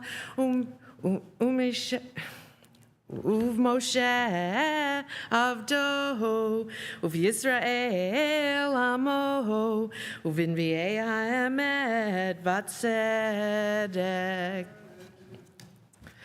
V'hi davar Adonai el Yona ben Amitai lemor kum leich el ninvei ha'ir hagadola ugra alecha ki alta ra'atam lefanai vayakam Yonah livroach tarshisha milifnei Adonai v'yired yavo v'yimtza aniya ba'a tarshish v'yitain sechara v'yered Baha lavo imahem tarshisha milifnei Adonai v'Adonai Heitil ruach gedolah el hayam v'hi sar gadol bayam v'haniyah hishva v'hishaver v'yir'u hamalachim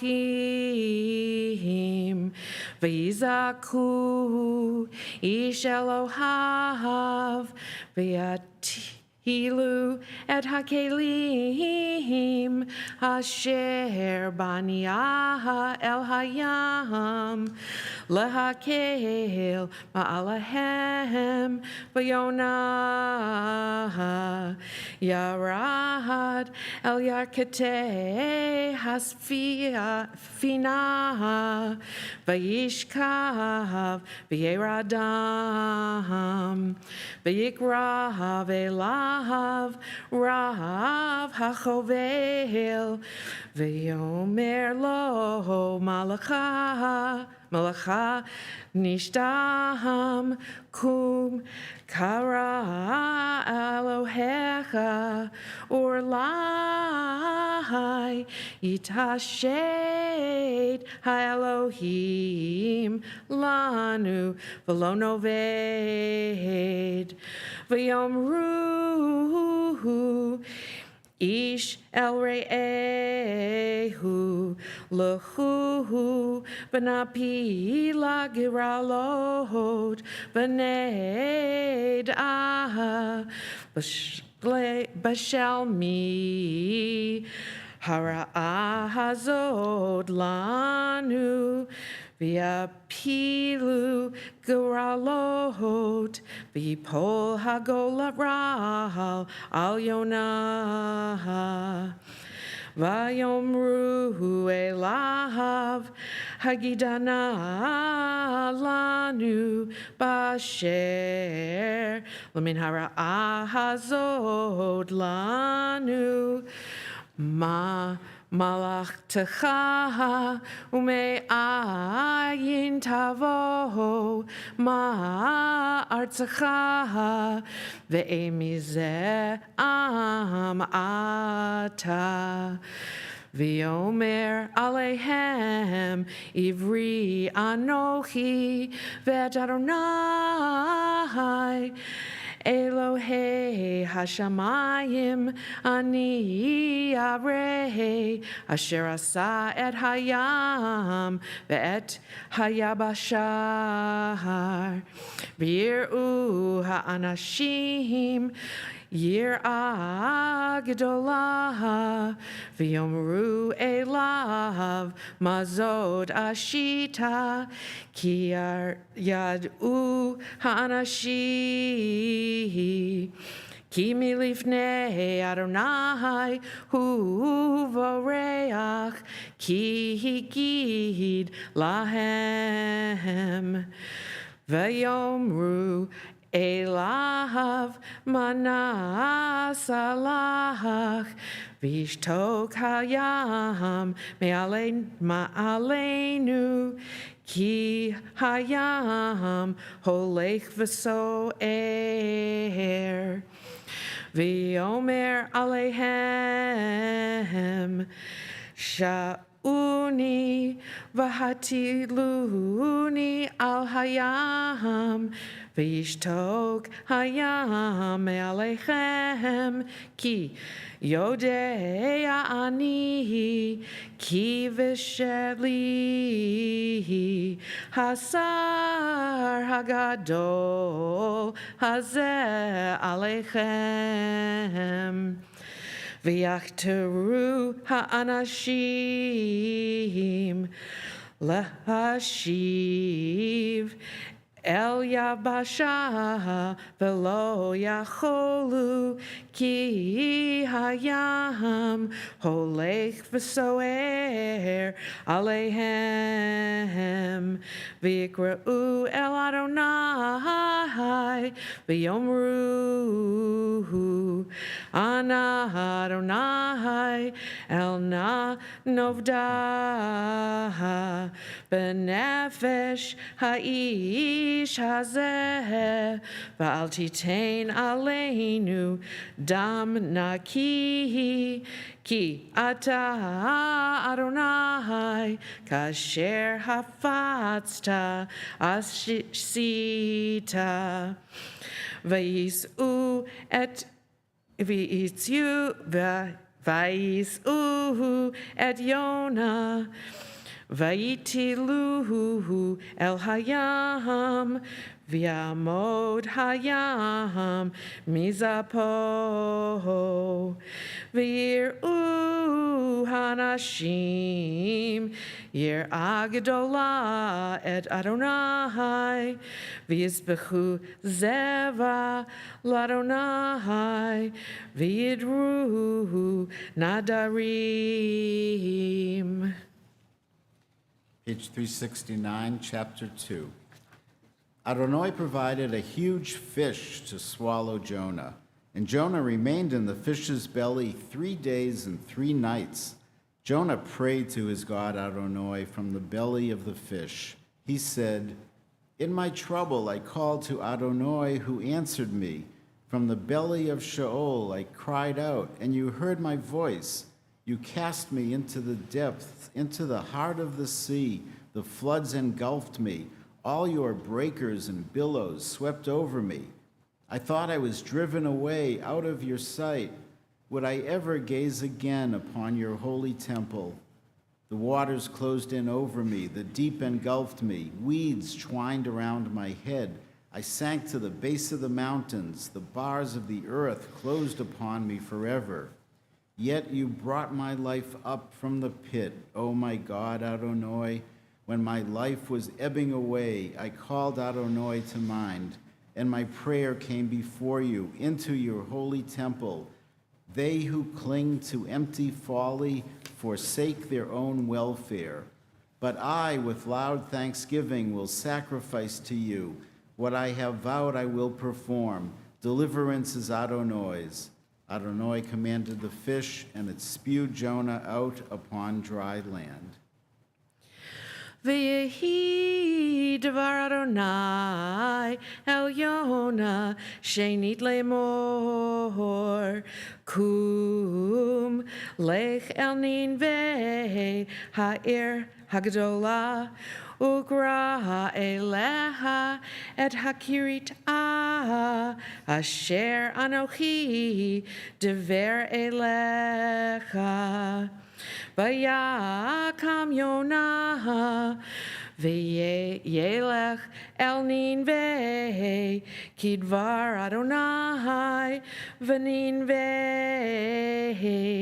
hayita ir gedulah lelohim mahalach shloshet yamim. V'yachel Yonah lavo va'ir mahalach yom echad v'yikra v'yomar od arba'im yom v'ninveh nepachet. V'ya'aminu anoshe ninveh v'Elohim yikra'u tzon v'yilbashu sakim migdolam va'ad katagnam v'yiga hadavar el melech Ninveh Yakam Mikis O V'yaver Adarto Me'alav Vayikcham Sak V'yeshev El Ha'efer V'yaz Eik V'yomer benin v'hei mitam hamelech ugdolav lemor hadam v'habhema habakar v'hazon al yit'amuhu me'uma al yir'u umayim el yishtu v'yitkasu sakim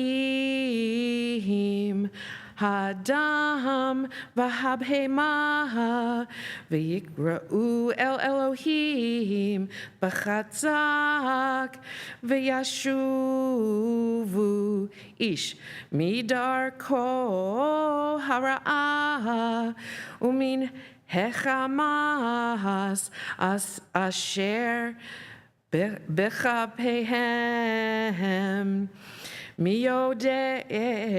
Miodea Yashuv V'nicham ha'Elohim V'shav Mecharon Apo V'lo noved V'yahar ha'Elohim El ma'asehem Kishavu Midarkam hara'ah Vayinachem ha'Elohim al hara'ah asher diber la'asot lahem v'lo asar. This displeased Jonah greatly, and he was grieved.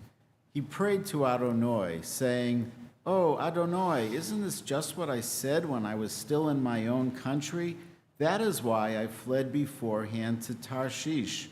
For I know that you are a compassionate and gracious God, slow to anger, abounding in kindness, renouncing punishment.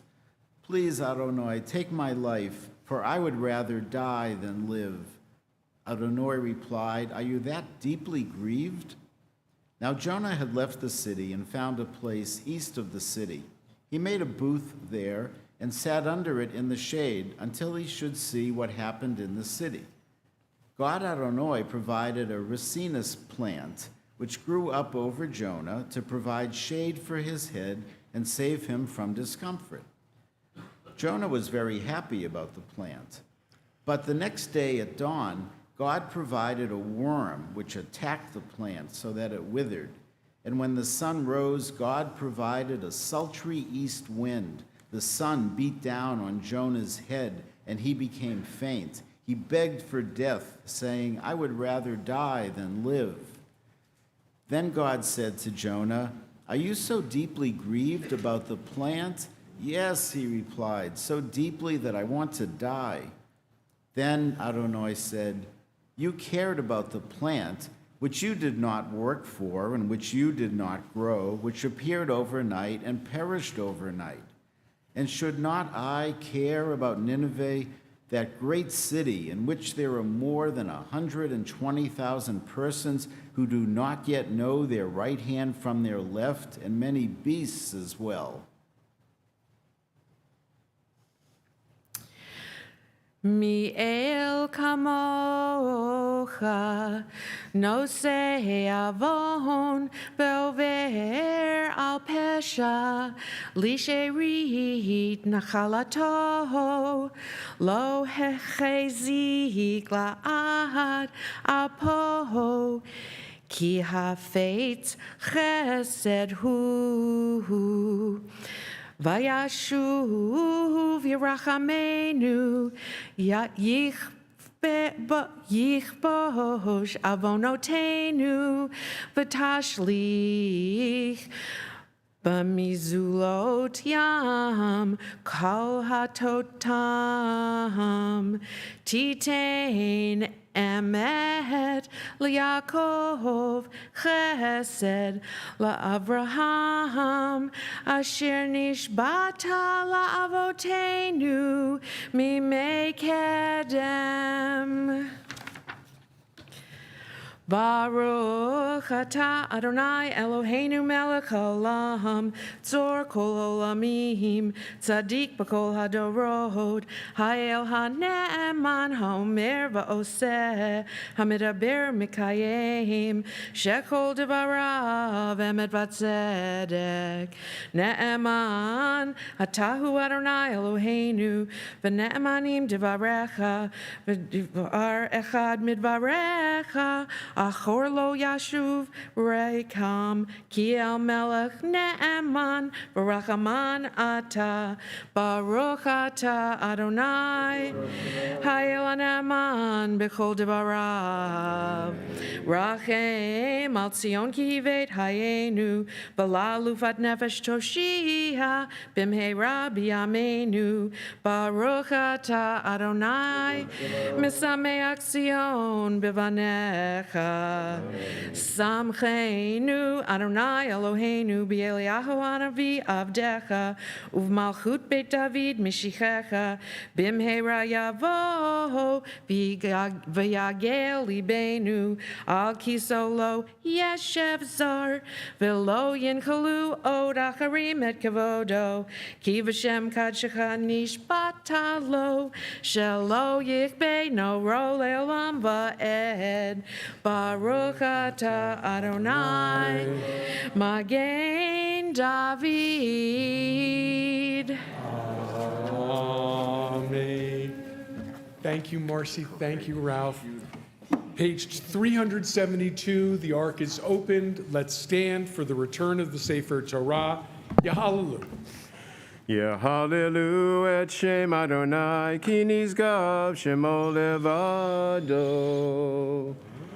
Hodu al eretz v'shamayim, vayarem keren liamo, tichol lichol chasidav, livnei Yisrael am kirovo. Hallelujah, hallelujah. Let David mizmor, let Adonai haaretz umloa. Tevel v'yoshveva, ki hu al yamim yesada, v'yal ne'arot yechoneha, mi yale bahar Adonai, umi yakum bimkom kadsho, neki kafayim uvar levav, asher lo nashali shav nafshi, velo nishpa lemirma, yisei beracha made Adonai, Utstaka Elohei Yisho, Zedor Doroshav, Memakshi Panecha Yaakov, Yaakov Sela. Seyu she'arim ra'ashechem, v'hinisu pitchei olam, v'yavo melech hakavod. Mi ze melech hakavod, Adonai zuz v'gibor, Adonai gibor milchama. Seyu she'arim ra'ashechem, Useu pitchei olam, v'yavo melech hakavod. Mihu ze melech hakavod, Adonai tzivaot, hu melech hakavod. Selah.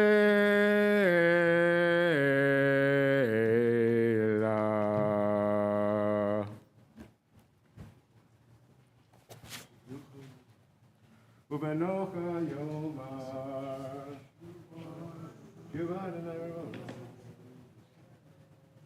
Ki lekach tov nati lachem, torati al tazvu, Eitz chayim hi, v'machazikim ba, v'tom kecha, me'usha.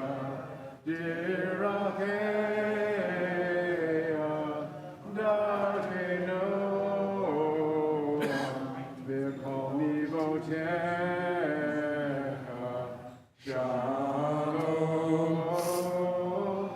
Hashivenu Adonai, enecha v'nashuva, kadesh yameinu,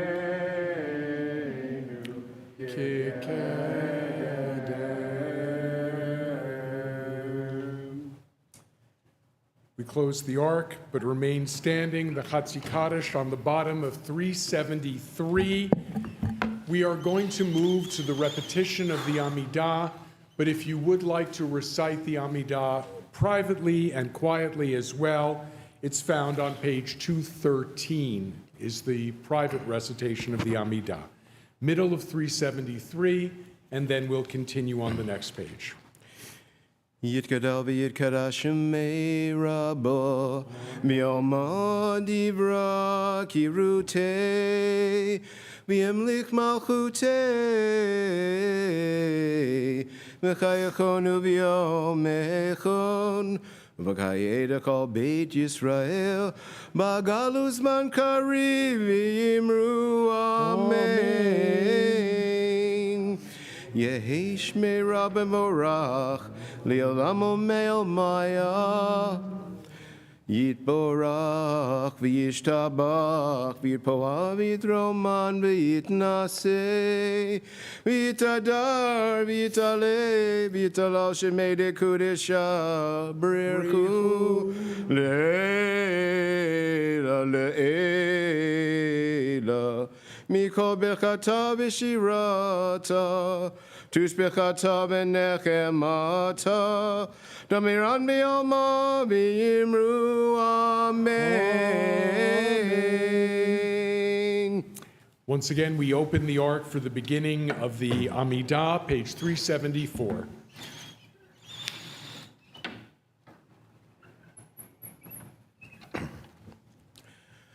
Baruch atah Adonai Eloheinu Elohei Avoteinu V'imotenu Elohei Abraham Elohei Yitzchak Elohei Yaakov Elohei Sarah, Elohei Rivka, Elohei Rachel, Elohei Leah, Ha'el HaGadol HaGibor VeHaNorah, El Elyon, Gomel Chasadim Tovim, V'konei HaKol, V'zocher Chastei Avot V'imahot, ומביא גואל לבני בניהם למען שמע באהבה. מסוד חכמים ונבונים ומלמד דעת מבינים. הבטחה פי בתפילה ובצחנונים לכלות ולחנן פני מלך מלא רחמים מוחיל וסולח לעוונים. The ark is closed. We may be seated. Zochreinu L'chaim, page 375. זכרנו לחיים, מלך חפץ בחיים, וכתבנו בספר החיים, למענך אלוהים חיים. מלך עוזר ופקד ומשיח ומגן, ברוך אתה אדוני. מגן אברהם ובקד שרה.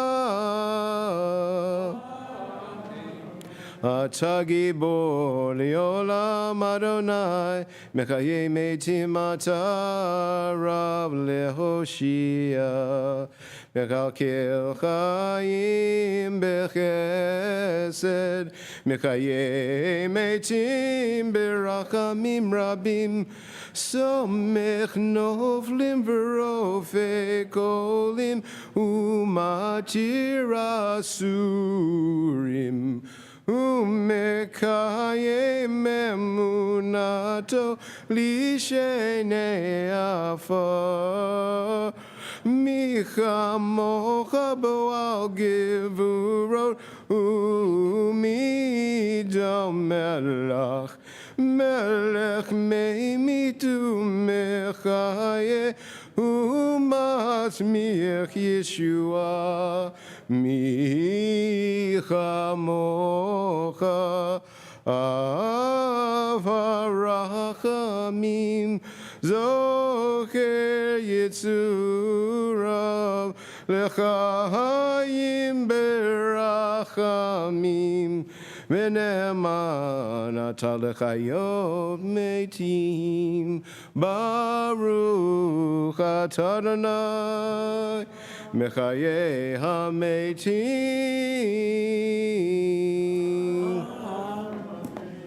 Let's rise for the Kedusha 376. ימלוך אדוני לעולם, אלוהי ציון, לדור ודור, הללויה. ואתה קדוש יושב, תהילות ישראל, תהילות ישראל, אל נא. ככתוב על יד נביאך, וקרא זה אל זה ואמר, קדוש, קדוש, קדוש, אדוני צבאות מלוא כל הארץ, כבודו.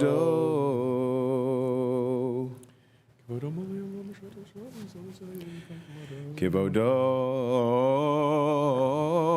מלא עולם, משתף שואלים זה לזה, איה ממקום כבודו, לימתם ברוך יאמרו. ברוך כבוד אדוני ממקומו.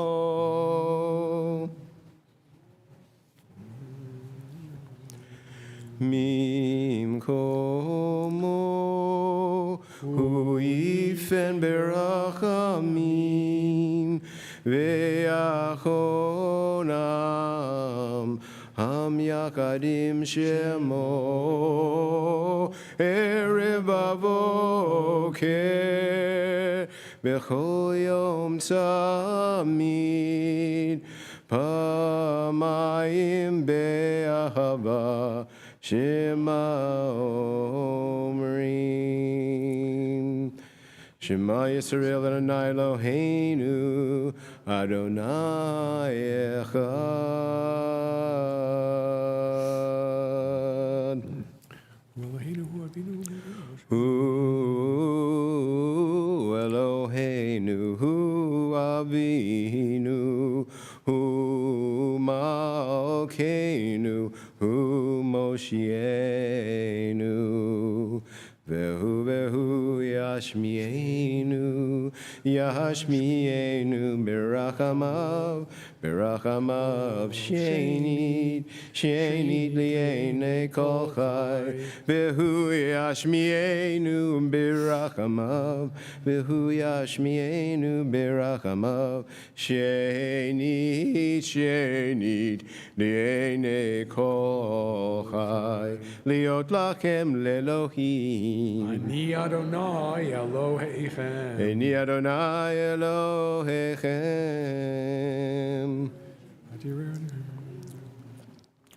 Adir Adirenu Adonai Adonenu Mardir Shimcha Bechol Haaretz V'haya Adonai Lemelech Al Kol Haaretz Bayom Hahu Yadonai Echad U'Shemo Echad U'Divrei Kachecha Katuv Le'mor Yimloch Adonai Leolam Elohayich Tzion L'dor vador Hallelujah. Yimloch Adonai Leolam Elohai Sion L'dor vador Hallelujah. L'dor vador Nagid Gad Lecha U'lenetzach netzachim Kedushatcha Nakdish Beshivecha Eloheinu Mipinu lo yamush leolam va'ed Ki el melech gadol v'kadosh ata. Please be seated. The three Uvechain paragraphs that follow the Kedusha and the high holidays exemplify something I spoke about last night, where we talked about how Judaism combines the universal and the particular. There are three paragraphs. The first deals with the whole created world, the second with the people Israel, the third with the individual righteous. You alone, Adonai, in the end of time, the last paragraph on 377, will rule all your creation from Mount Zion, the dwelling place of your glory, from Jerusalem, your holy city. As it is written in the book of Psalms, Adonai will reign forever, your God, O Zion, from generation to generation. Hallelujah. We continue now on page 378, the top paragraph and then the third paragraph, Kadosh Ata v'Norah Shemecha. Kadosh Ata v'Norah Shemecha v'yein Eloha mibaladecha kakatu v'yigba Adonai tzevaot b'mishpat v'ha'el hakadosh nikdash b'tzedakah Baruch atah Adonai HaMelech HaKadosh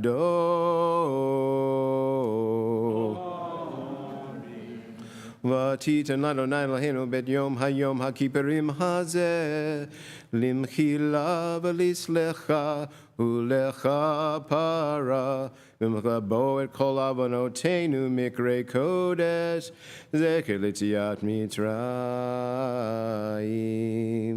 אלוהינו ולאבותינו ואמותינו, יעלה ויבוא ויגיע וירא, ויעשה וישמע ויפקד ויזכר, זיכרוננו וויקטורננו, זיכרון אבותינו ואמותינו, זיכרון משיח בן דוד עבדך, זיכרון ירושלים עיר קדשך, זיכרון כל עמך בית ישראל, לפניך לפלטה לטובה, לחנו לחסד ולרחמים, לחיים ולשלום, ביום הכיפורים הזה. זכרנו אלוהינו בו לטובה, ופקדנו בו לברכה, והושיענו בו לחיים. ובדבר ישוע ורחמים חוס וחננו ורחים עלינו, ויושיענו כי אלוקינו, כי המלך חנון ורחום אתה. Once again, the Slicha service, including the 13 divine attributes of mercy.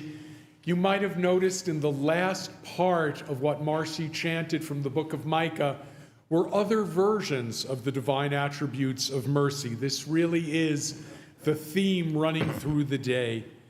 We begin El Hareta Lanu Lomar Shloshis Rei, page 379, and then we'll rise for the Adonai Adonai, the 13 attributes. El horeit lanu lomar shalosh esrei, zachor lanu hayom berit shalosh esrei, kemo shehadata le'anav mikedem kemo shekatu. Vayered Adonai be'enan, yidyatsev amosham, v'yikra b'shem Adonai. Please rise. Vayavor Adonai al panav vayikra. Adonai, Adonai, erachum v'chanun, erachapayim v'rav chesed v'emet. Notzer chesed li'alafim, notzer avon v'fesha, v'chata'a v'nakeh. V'salakta lavonenu uchatatenu unchaltanu. Please be seated. We continue with the next two lines. Salach lanu. Salach lanu avinu ki katanu mechal lanu malkeinu ki pashanu yat Adonai tov v'salach v'rav chesed l'kol kiroecha.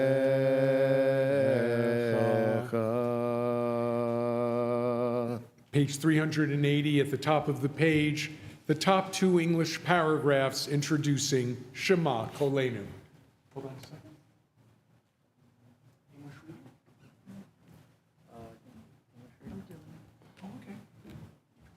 Okay.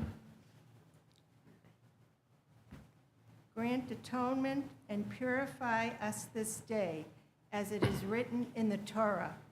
For on this day atonement shall be made for you, to purify you from all your transgressions. In the presence of Adonai you shall be pure. Bring us to your holy mountain, and make us joyful in your house of prayer. As Isaiah prophesies, I shall bring you to my holy mountain, and make you joyous in my house of prayer, for my house shall be called a house of prayer for all people. Thank you. Let's stand together as the ark is opened. Once again, Shema Kolenu. God, hear our voice.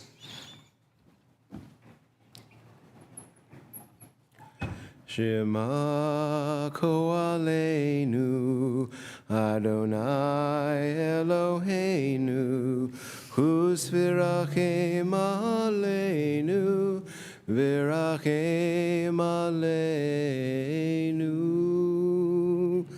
Shema Koaleinu, Adonai Eloheinu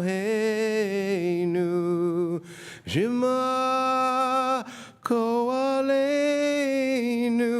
Adonai Eloheinu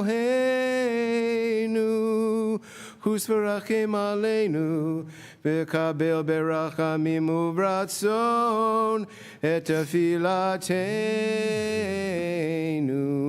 Shema kolenu Adonai Eloheinu, chus v'rachem aleinu, v'kabel barachamim uvratzon, et tefilateinu. Hashivenu Adonai Elecha benashuva. Hashivenu Adonai Elecha benashuva. Kadesh Yameinu Kikedem. Hashivenu Adonai Elecha v'noshuva, Chadesh Yameinu Kikedem. Al tashlichenu milfanecha. Al tashlichenu milfanecha. Al tashlichenu milfanecha. Al tashlichenu milfanecha. Beruach kadshecha al tichach mimenu. Al tashlichenu milfanecha, v'ruach kodshecha al tikach mimenu. Al tashlichenu li'ed zikna. Al tashlichenu li'ed zikna. Al tashlichenu li'ed zikna. Al tashlichenu li'ed zikna. Kiklot kochenu al tazvenu. Al tashlichenu li'et zikna, kichlot kochenu al ta'azveinu. Shema koaleinu Adonai Eloheinu Hus v'rachem aleinu v'rachem aleinu. The ark is closed. We may be seated. We continue now on page 381. Eloheinu v'lhei avotenu v'imotenu, ki anu amecha. Eloheinu v'avotenu v'imotenu slach lanu mecha lanu kapir lanu. Yada dai dai dai yada dai dai dai dai yada dai dai dai dai. Ki anu amecha v'yata Eloheinu, anu banecha v'yata avinu, anu avadecha v'yata Adonenu, anu kalecha v'yata chelkeinu, anu nachlatecha v'yata goraleinu. Anu zonecha v'yata roenu, anu karmecha v'yata notrenu, anu pulatecha v'yata yotzrenu, anu rayatecha v'yata dodenu, anu segulatecha v'yata krovenu, anu amecha v'yata malkeinu, anu mamirecha v'yata mamirenu. So after we've reminded God of God's traits of mercy and of the intimate love that we have for one another, we get ready now to rise for the Oshamnu, the short confessional, remembering the words of Moses Ibn Ezra, "No sin is so light that it may be overlooked, but it's also true that no sin is so heavy that it can't lead to repentance." Oshamnu, page 382, let's stand together. Yai da dai dai dai, ya da dai dai dai dai, ya da dai dai dai dai. Oh, Shaminu, Bigadenu, Gazalnu, Dibarnu Dofi, Hevinu, Behirshanu, Zadenu, Chomasenu, Tifalnu Sheker. Ya da da da da, ya da da da da da, ya da da da da da. Yatsnura, Yatsnura, Kizavenu, Latsenu, Moradinu, Niatsnu, Sorarnu, Avinu, Pashanu, Sorarnu, Kishinu Oref, Yada dai dai dai, yada dai dai dai dai, yada dai dai dai dai.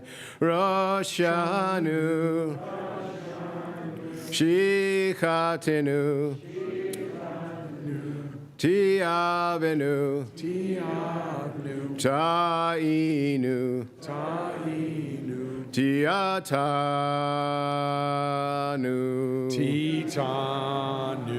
Saranu, Mispedicum Yugno Tivim Below, Shavalanu, Viata Sedekal Kiaba Alenu, Ki Emedasita, Vianaknu, Hirshanu.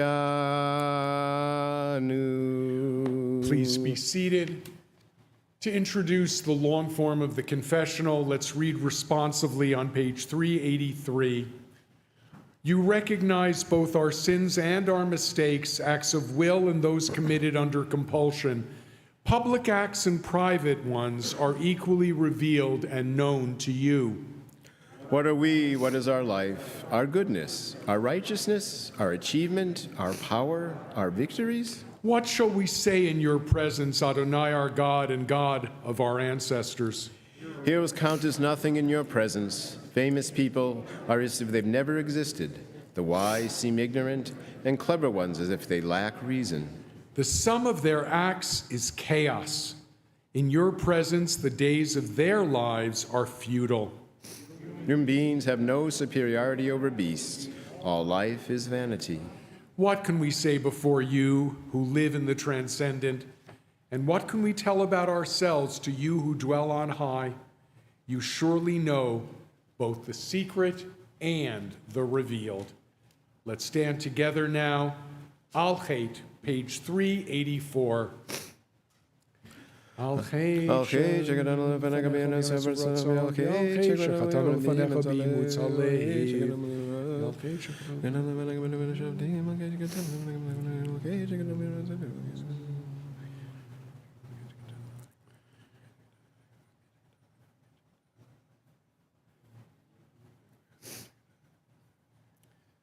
at the carrot on page 384.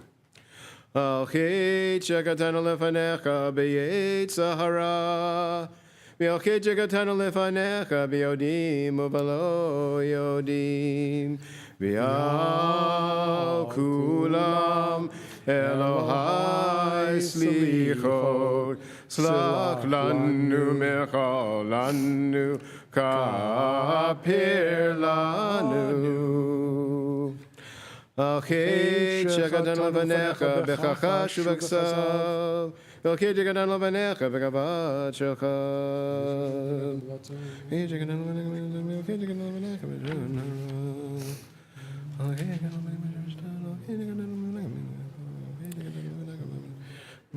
We have sinned against you through condescension, and we have sinned against you through uncontrolled ego. At the carrot on 285 at the top. Alchi chekatanu lefanecha bi'anayim ramud. V'alchi chekatanu lefanecha bi'azud meitzah. V'alal kulam Elohai slichot. Slach lanu mechol lanu kapir lanu. For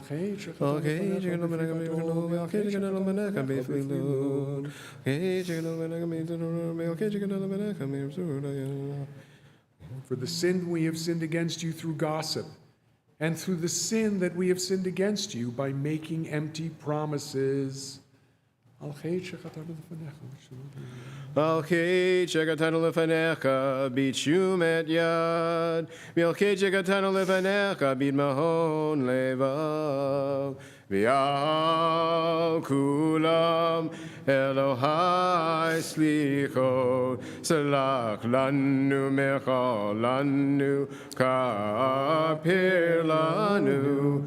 V'al kulam Elohai slichot, slach lanu mechol lanu kapir lanu. Please be seated. So what are we to do?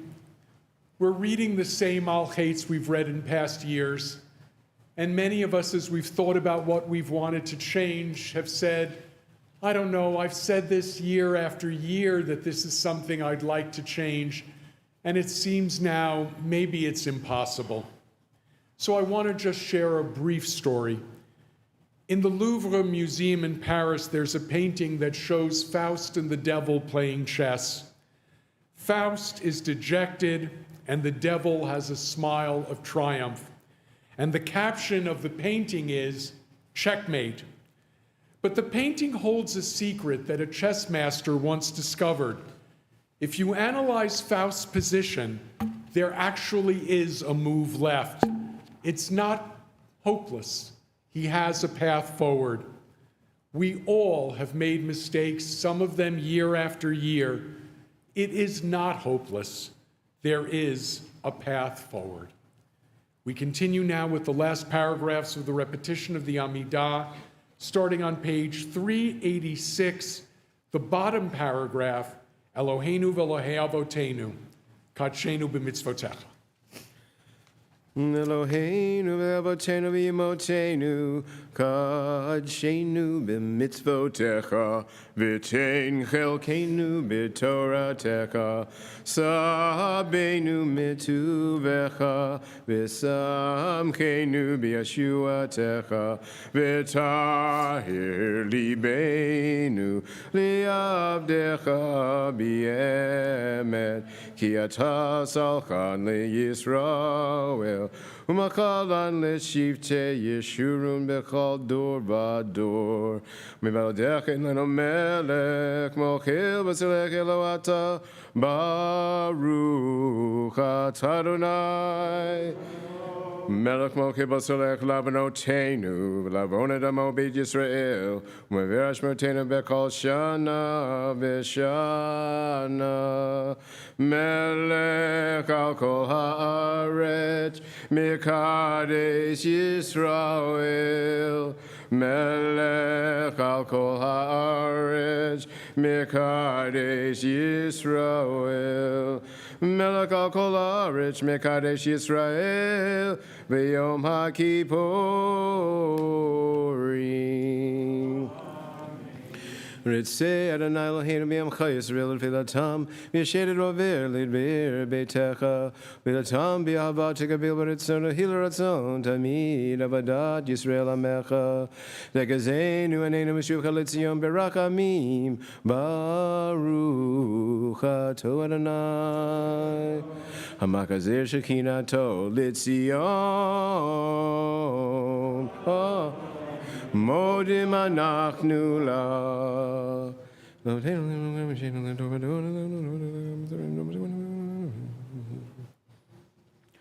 Atov kilo chalu rachamecha v'mechem kilatomu chasidecha mi'olam kivinu lach v'al kulam yitparak yidram shimcha malkeinu tamid li'olam va'ed. Avinu malkeinu zechor rachamecha ugbosh kasecha v'chaladev v'cherev ravosh v'yamashkid v'yavon ushmad umegefa uvegar rava makakala v'kol tikila v'kol kitata v'kol minei praniot v'kol gezeraria v'sinat kina meleinu mel kol b'nei britecha Uchatov lechayim tovim kol binei britecha V'chol ha'kayim educha sela Malu Hashemcha b'yamet V'lishudatenu v'yizratenu sela Baruch atah Adonai Hatov shimcha l'chana ele hadom Eloheinu v'lo avotenu v'imotenu Baruchenu barakam shuleshet b'torah katuva yedei Moshe avdecha Amarai mefi Aharon uvanav koni imam kedoshecha ka'amor Yireh v'chadonai v'yishmarecha Yirdanai panav elecha v'yikunecha Yesadonai panav elecha v'yasem lecha shalom Sim shalom b'olam tova bracha Kain b'chesed v'rachamim aleinu v'yakol Yisrael amecha Baruchenu v'inu kol echad b'or panecha K'v'or panecha nata lanu Adonai aleinu tirat chayim v'yavat chesed U'tzedaka u'bracha v'rachamim v'chayim v'shalom V'tov v'yanecha l'regan amcha Yisrael b'chol leit Uvechol shah bishlomecha b'sefer chayim b'racha b'shalom ufarnasa tova nizacher v'nikatev lefanecha Anaknu b'kol amecha Beit Yisrael L'chaim tovim U'l'shalom Baruch atah Adonai Oseh HaShalom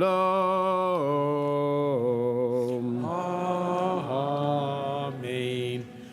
The ark is open. We stand once again for Avinu Malkeinu, the last time that we are going to be reciting this with the words, Kotvenu, write us in the book of life.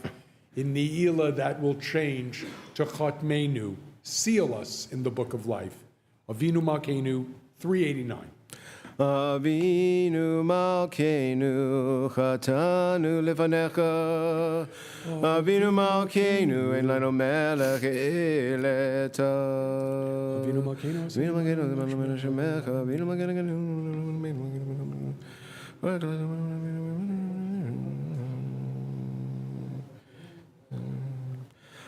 Avinu Malkeinu Agazirenu B'tshuva Shlema Lefanecha Avinu Malkeinu Hachazirenu B'tshuva Shlema Lefanecha Avinu Malkeinu Shalach Rufua Shlema Lechole Amecha Avinu Malkeinu Shlach Rufua Shlema Lechole Amecha Avinu Malkeinu Zakrenu Bazikaron Tov Lefanecha Avinu Malkeinu Zochrenu B'zikaron Tov Lefanecha Avinu Malkeinu Kadvenu B'Sefer Chaim Tovim Avinu Malkeinu Kotvenu B'Sefer Chaim Tovim Avinu Malkeinu Kadvenu B'Sefer Geula V'Yeshua Avinu Malkeinu Kotvenu B'Sefer Gula V'Yeshua Swaha. Avinu Malkeinu Kadvenu B'Sefer Parnasal V'Kalkala. Avinu Malkeinu Kodvenu B'Sefer Parasal V'Chalkala. Avinu Malkeinu Kadvenu B'Sefer Zikuyot. Avinu B'Sefer Zikuyot. Avinu Malkeinu Kadvenu B'Sefer Slicha U'Mechila. Malkeinu Kodvenu B'Sefer Slicha Avinu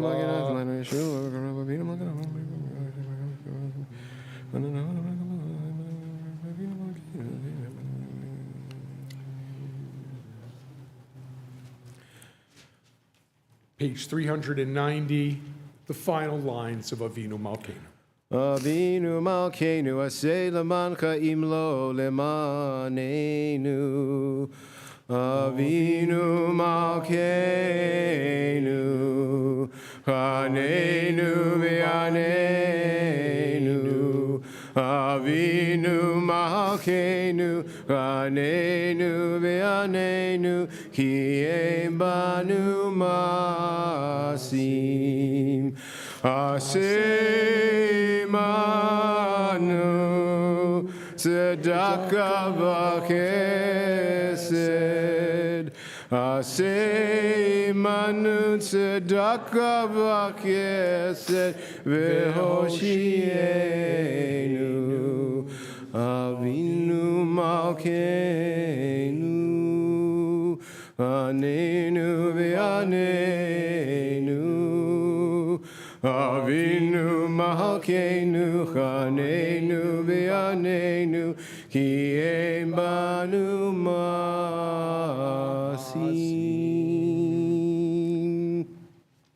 The ark is open. We can be seated. The Mincha service concludes with the Kaddish Shalem on page 390.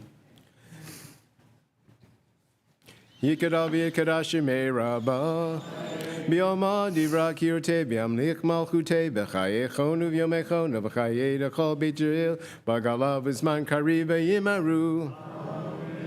Yehi Shmei Rabba Mevorach Liolam Alon Neomaya Yitborach Yitborach V'yishtabach V'yitpoa V'yitraman V'yitnaseh V'yitadar V'yitaleh V'yitalal Shemei Dekudesha Berechu Le'ela Le'ela Mikol Bechata V'shirata Tush Bechata V'nechemata Damiram Bi'alema Be'yimeru Amen. Tekabel Selotahon Uvotahon Dekol Yisrael Kadam Uvahon Divashmaya Ve'yimeru Amen. Yehi Shalom Rabba Shalom Rabba Mincha Maya V'chaim Aleinu V'yakol Yisrael Ve'yimeru Amen. Oh, say Shalom Bimromav Hu Yaseh Shalom Aleinu Ve'al Kol Yisrael Ve'yimru Yimru Amen. Yaseh Shalom Yaseh Shalom Shalom Aleinu Ve'al Kol Yisrael Yaseh Shalom Yaseh Shalom Shalom Aleinu Ve'al Kol Yisrael Yaseh Shalom Yaseh Shalom Shalom Aleinu Ve'al Kol Yisrael Yaseh Shalom Yaseh Shalom Shalom Aleinu Ve'al Kol Yisrael V'yimeru Amen. Mark Yashikoach, thank you so much for your beautiful leading of Mincha. We now turn, my friends, to the concluding service of Yom Kippur, the Ne'ilah service. Ne'ilah meaning the closing of the gates. During this service, the words "write us" will be changed to the words "seal us," with a sense of the conclusion of the day. And after the silent Amidah, we're going to open the ark, and it will remain open through most of the Ne'ilah service. It is traditional, of course, to stand when the ark is open. If any of you are feeling weak or discomforted, please be comfortable sitting down, even at those moments during Ne'ilah. And finally, for many years, we had preserved the tradition of asking people to come up to the ark during Ne'ilah for personal prayers. We are going to, again, as a COVID concern, forego that tradition tonight. But I want to ask that everyone please take an opportunity during the next hour. Perhaps close your eyes for a few moments and articulate a prayer from your heart. What do you need for this to be a good new year? The sun has begun to set. The holiest day of the year is about to come to a close. Many of us are weak from fasting and tired from a long day. But on the other hand, we're looking forward to resuming our normal lives, confident in our having cleansed ourselves and grateful for the chance to begin again. Those are the two moods that you will sense during the Ne'ilah service, that sense of joy and confidence, and that sense of concern. We have this last hour to offer our prayers for this Yom Kippur. Page 394, we begin the service with Ashrei.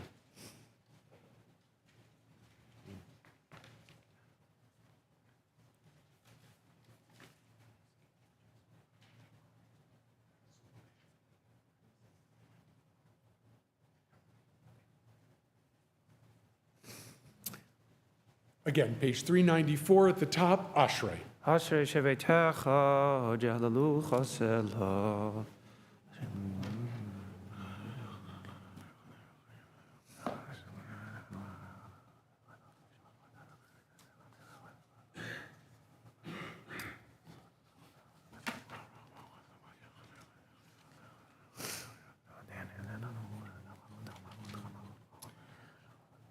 Page 395, Tehillat. Tilat Adonai yidaber pi v'yirech bazar shekat shel olam va'er v'anachnu nevarech ya me'ata v'olam. Hallelujah. 396, Uvol Etzion. Let's see you go.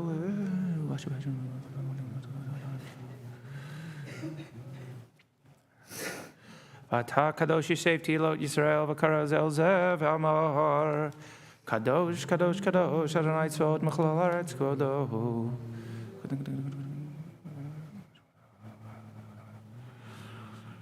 V'tiseini ruach mashma acharai korash gadol.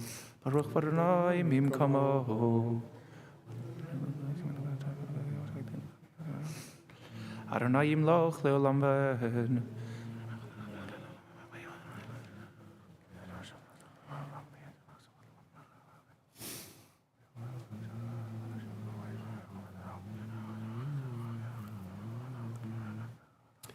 At the carrot on page 397, the Yiftechu V'cha, and then the Chatzi Kaddish.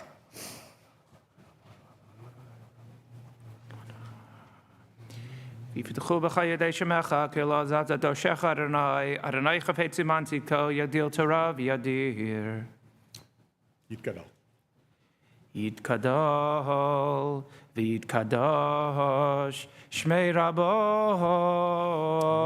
yo yo yo yo yo yo yo yo Be'olma Divrach Irutei Be'amlich Malchutei B'chayechonu Yomeichon U'v'chayei dechol Beit Yisrael Ba'agalahu viz Mahan Kariv V'miru יהי שמי רבא מבורך, לעולם ועולמי עולמיה יתברך. יתברך וישתבח, ויתפאר ויתרומם, ויתנשא, ויתהדר ויתעלה ויתהלל, שמי דקודשא בריחו, לילה לילה מכל ברכתה ושירתה. תושבחתה ונחמתה, דמירון בעלמה וימירו Amen.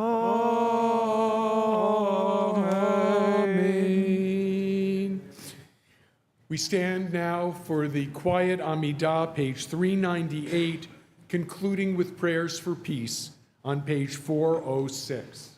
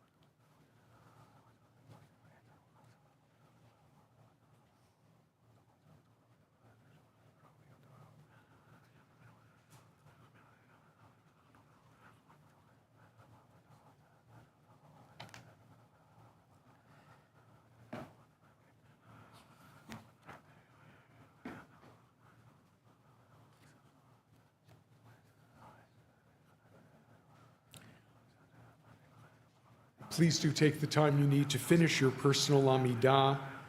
But before we open the Ark, which will remain open during the repetition, there is a poem from the Sephardic Oriental tradition that has entered into the Ashkenazi our rite as well. El Norah Alilah, found on page 407.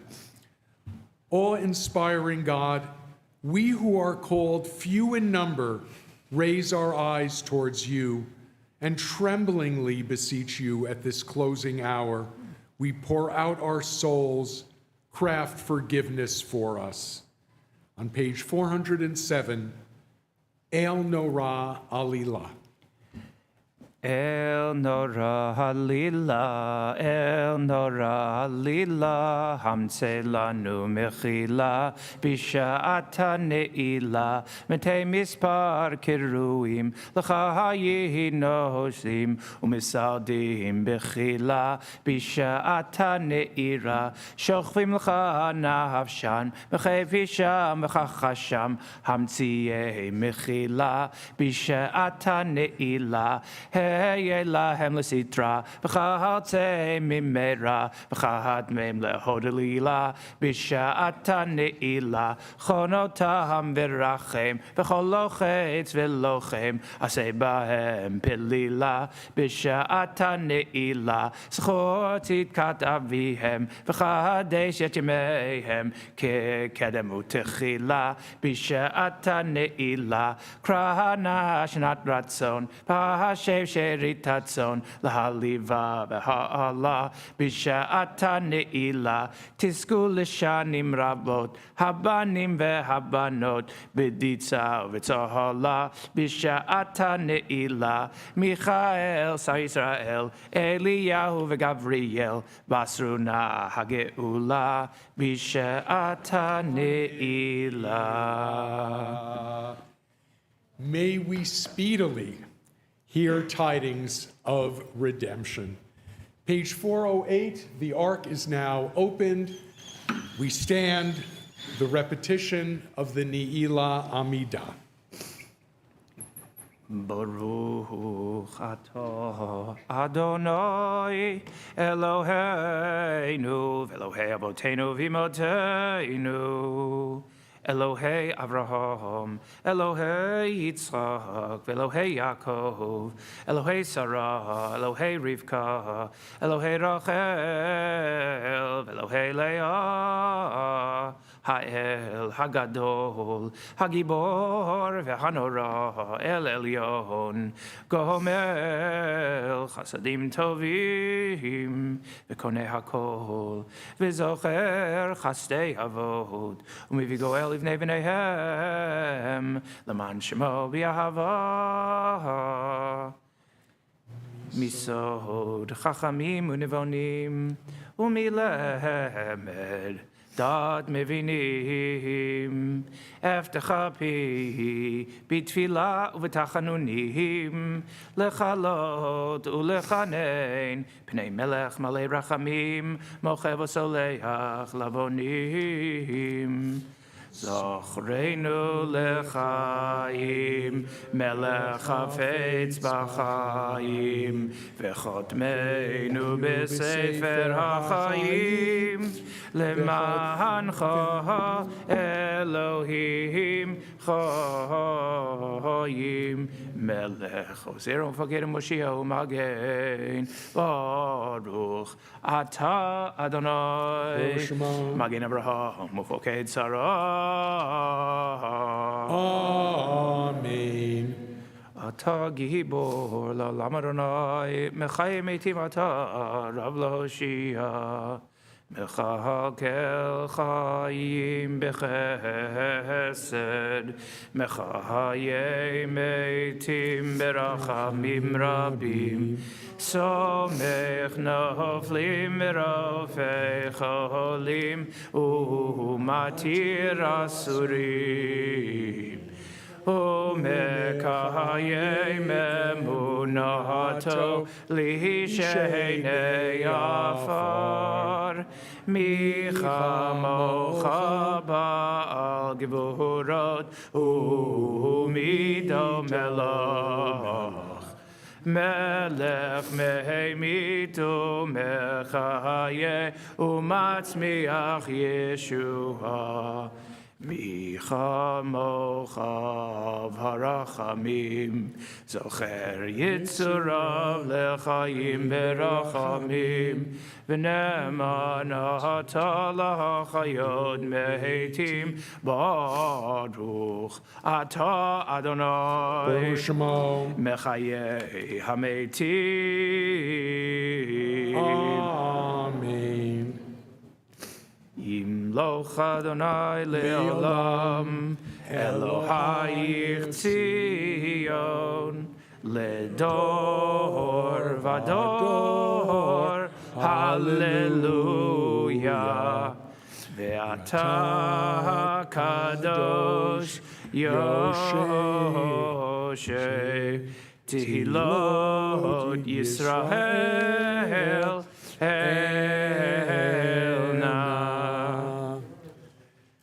Top of page 410, the first 4 lines. Shema na shlachna hayom avur kifan hayom unalecha na rave hayom kadosh. Shema naslachna hayom avur pivan hayom unahalecha nora v'hayom kadosh. V'chein ulecha tale kedusha ki ata Eloheinu melech mochel v'soleach. Uvechein ulechata lekedusha ki ata Eloheinu melech mochel v'soleach. Pitchu li sharei tzedek navovam nodeya Dilatecha dafaknu rachum bechanun Nal tishivenu reikam milfanecha. On the left side of page 410, another poem by Yehuda Amichai, specific for Nila. Before the gate closes, before everything is said, before I become estranged, before the discerning blood dries up, before things are boxed in, before the concrete hardens, before all the flute holes are blocked, before all principles are explained, before everything is broken, before the law goes into effect, before God's hand closes, before we go away from here. The last lines on 410, V'chatmenu b'sefer ha'chayim. Chodmeinu b'sefer ha'chayim livracha u'kedusha ki ata kadosh incha kadosh u'sharecha b'kedusha nikanes. Oy, oy, oy. ובהם תרץ וקדוש כסוד שיח שרפי קודש המקדישים שמך בקודש ככתוב בנביאך וקרא זה אל זה ואמר Kadosh, Kadosh, Kadosh, Adonai Tzvaot, Melech al haaretz kivodo. קדוש, קדוש, קדוש, אדוני צבאות מלך על הארץ, כבודו, כבודו, מלא עולם. משהר טוב שואלים זה לזה, אהיה מקום כבודו, ליומתם ברוך יאמרו. Baruch kivod Adonai mimkomo.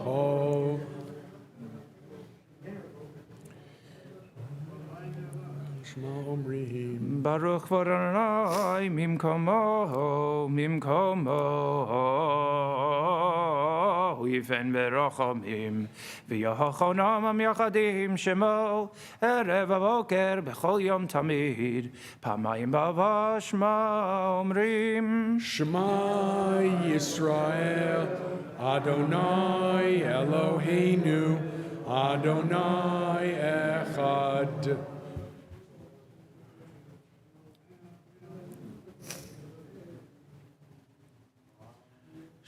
Shema Yisrael, Adonai Eloheinu, Adonai Echad, Hu Eloheinu, Hu Avinu, Hu Malkeinu, Hu Moshienu, Hu Yashmienu. Berachamav Sheni Danei Kol Chai, Lihiyot Lachem Lelohim. Ani Adonai Elohechem. Adi Reinu Adonai Adonai. Ani Adonai Elohechem, Adir Adirenu Adonai Adonenu Mahadir Shimcha B'chol Haaretz, Vayadonai Melcha Kol Haaretz, Vayamahu Yadonai Echad Ushmo Echad, V'rei Kadshacha Katuv Lemor. Yimloch Adonai Li'olam Elohai Tzion, L'dor Vador, Hallelujah. Yimloch Adonai L'olam Elohai Tzion L'dor, Hallelujah. L'dor Vador, Nagid Godlecha, L'netzach Netzachim, Kedushatcha Nakdish, Shivcha Leminu, Mipino Lo Yemu Shalom Ved, Ki Amech Gado V'Kadosh Ato.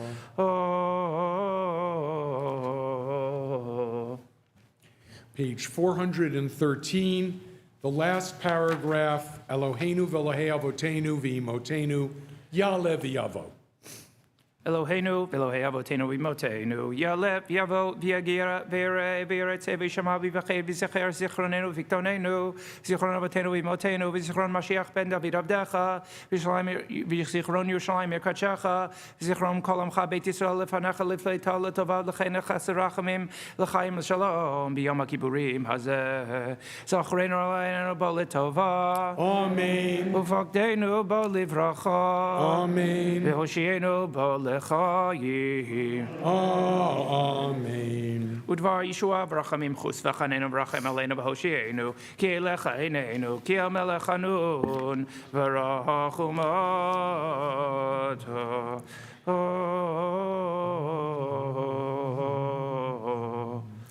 There's a special version of the Slicha service, the service asking forgiveness and putting ourselves in mind of God's mercy. Page 414, Petach lanu sha'ar be'et ne'ilat sha'ar. Keep open the gates for us, even at this time of the closing of the gates, as the day is coming to an end. Ptach lanu shar beit nilat shar kifana hayom. Hayom, Petach lanu shar be'et nilat shar kifanayom. Hayom yifne Hashemesh yavo v'yifne nahavo ashe'arecha. Hayom yifne, Hashemesh yavo v'yifne, navo asharecha. Ana elna, sana, slachna, mechalna, chamalna, rachemna, kaperna, kvoshchet ve'avon. Ana, elna, sana, salachna, mechalna, chamalna, rachemna, kaperna, kvosh chet ve'avon. You notice in this paragraph how staccato our prayer has become. Save us, heal us, forgive us. Statements without argument, a statement straight from the heart. Page 415, top of the page, introducing the 13 divine attributes. Vayahavor Adonai al panav, vayikra Adonai, Adonai, El Rachum V'Chanun, Erech Apayim, V'Rav Chesed V'Yemet, Notzeh Chesed Lahalafim, Nosei Avon V'Fesha V'Chata V'Nakeh, V'salachta lavonenu l'chateinu u'nechaltanu. Sachlanu avinu ki chatanu mechalanu malkeinu ki hifashanu ki ataronai tov v'sahalach v'rav chesed l'chol korecha. At the caret on page 415, Salachna, forgive us. Slachna lavon hazeh kegodel chastecha v'cha asher nasat olam hazeh mimitzrayim v'adheina v'sham nehemar. Vayomer Adonai salachti kidvarecha. On page 416, an English reading now taken from a variety of piyutim and woven together. Let's read it responsively. Please to God, fragments of 4 piyutim. May the cry of those who pray to you rise up before the throne of your glory. Fulfill the requests of those who worship you alone, you who hear the prayers of those who approach you. May Israel, whom you promised would be saved in the end of days, be saved today, as you who dwell on high utter words of forgiveness. For you are abundantly forgiving and the source of compassion. May the shadow of your hand shelter us beneath the wings of the Shekhinah.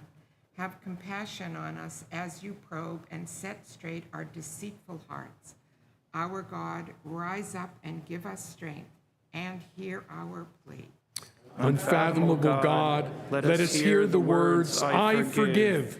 May this poor and destitute people be delivered by your right hand. As we appeal to you, respond to us with righteous and awe-inspiring deeds. Adonai, help us. Page 417, El Melech Yoshev. El Melech Yoshev al Kisei Rachamim.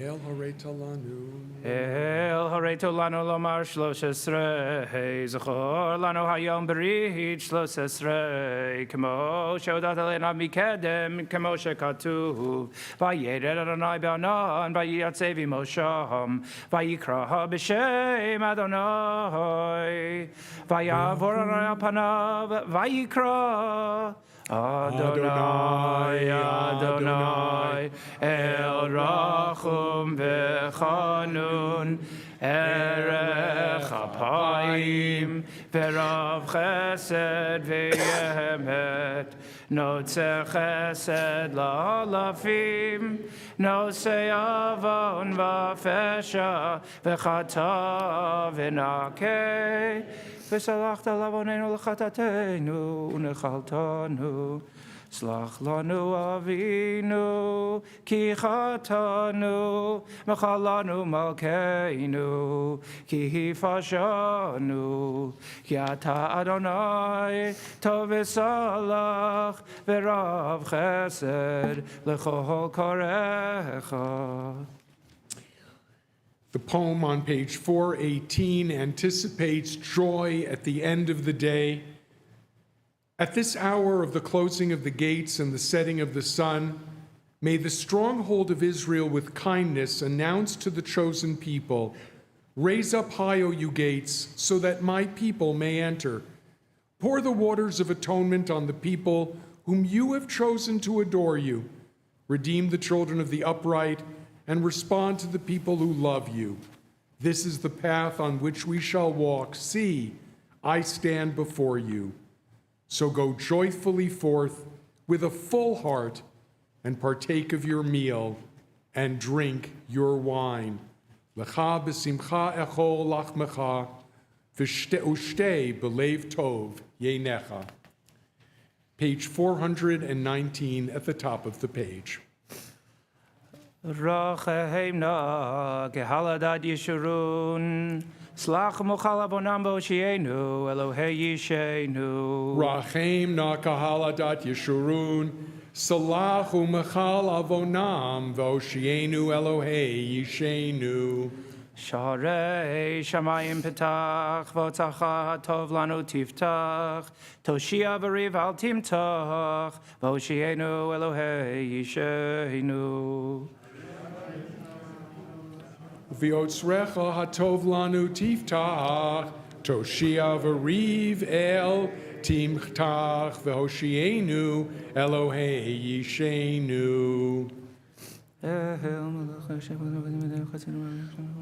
We prepare now for the third recitation of the 13 divine attributes of mercy. El horeto lanu lomar shlosh esrei, zchor lanu hayom berit shlosh esrei, kemo sheodat ad miket le'anav mikedem, kemo shekatuv, vayered Adonai ba'anon, vayatsevi Mosham, vayikra b'shem Adonai, vayavor Adonai al panav, vayikra Adonai, Adonai, el rachum v'chanun, Erech Apayim, V'rav Chesed V'yemet, Notzeh Chesed L'halafim, Nosei Avon V'afesha V'chata V'nakeh, V'shalachta Lavonenu L'chatateinu U'nechaltanu. Slach lanu avinu, ki chatanu, mechalanu malkeinu, ki hifashanu. Yata Adonai, tov v'salach, v'rav chesed, l'chol korecha. A short story. It was late in the afternoon on Yom Kippur.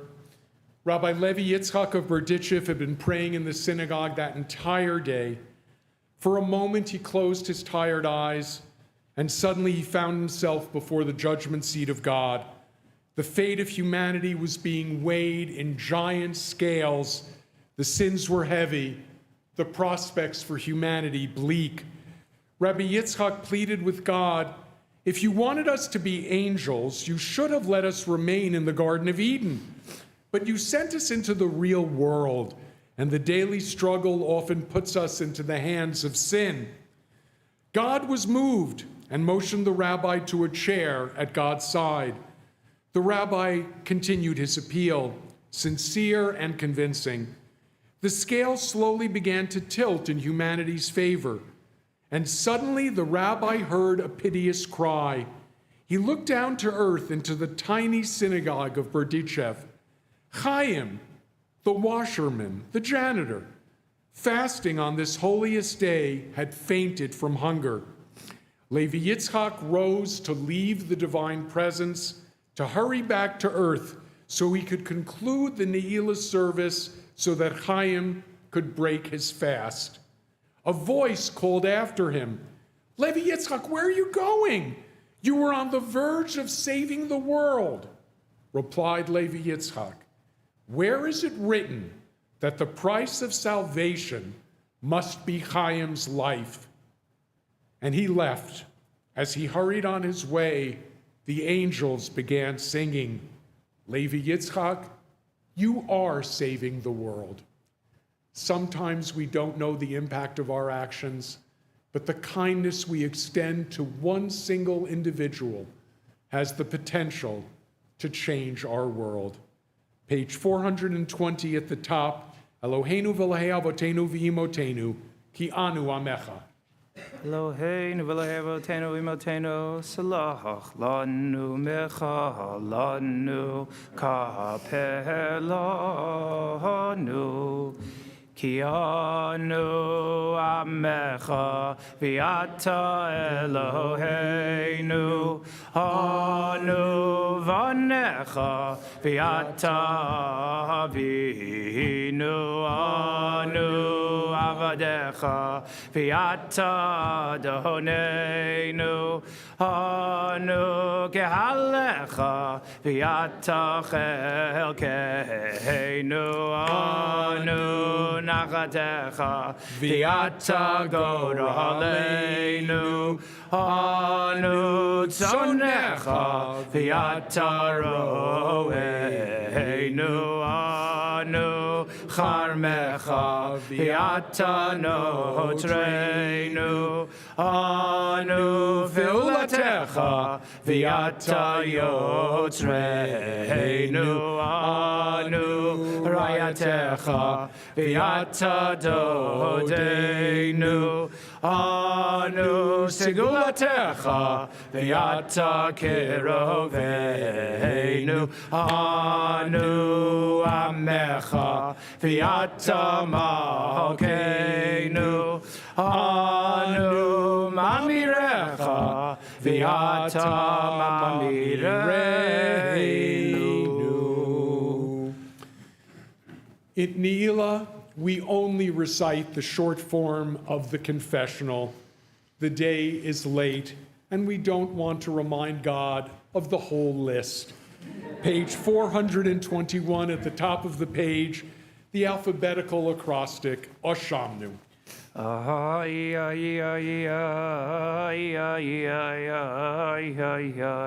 Ashamnu, Bagadnu, Gazalnu, Dibarnu Dofi,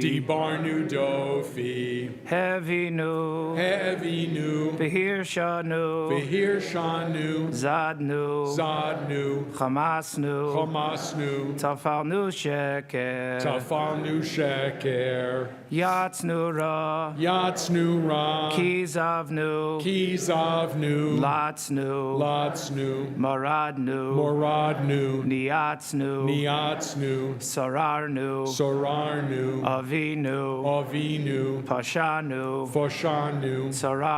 Sorarnu, Kishinu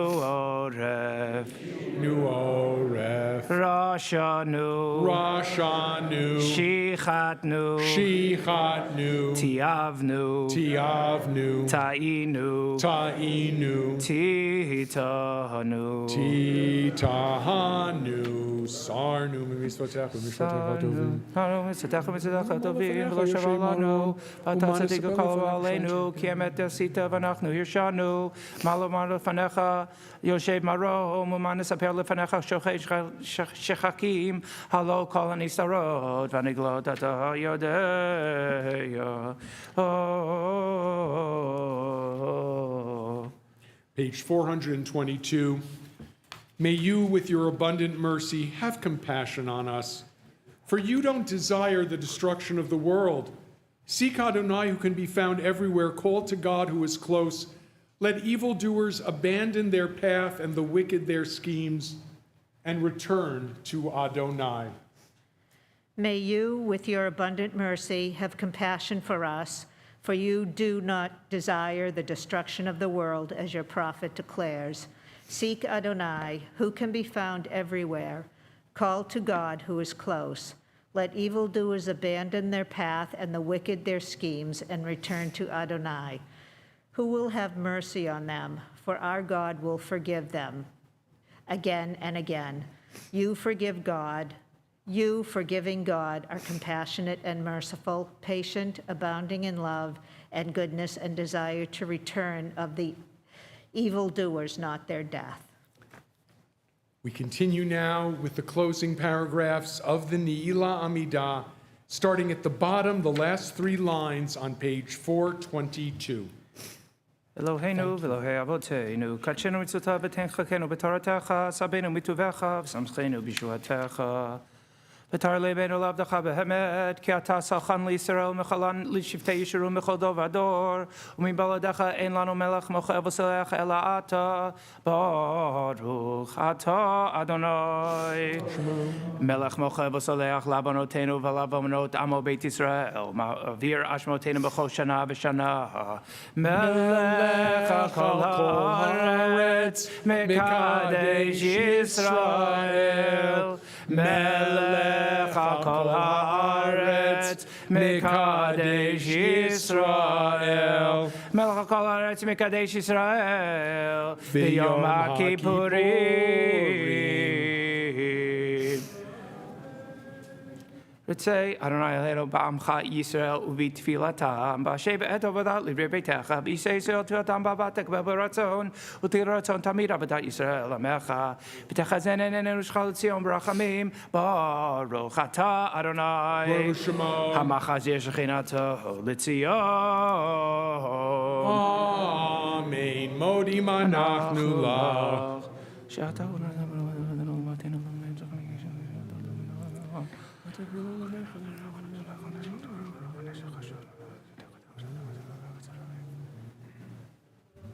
הטוב כי לא חלו רחמך, והמרחם כי לא תמו חסדיך, מעולם קיווינו לך. ועל כולם יתברך ויתרם שובך מלכנו תמיד ללמד. אבינו מלכנו זכור רחמך וכבוש חסך, וכלה דבר וחרב ורב ושבי ומשחית ועוון ושמד ומגפה, ופגע בכל מחלה, בכל תקלה, בכל קטטה, וכל מיני פורעניות, וכל גזירה רע ושנאת חינם, מעלינו ועל כל בני בריתך.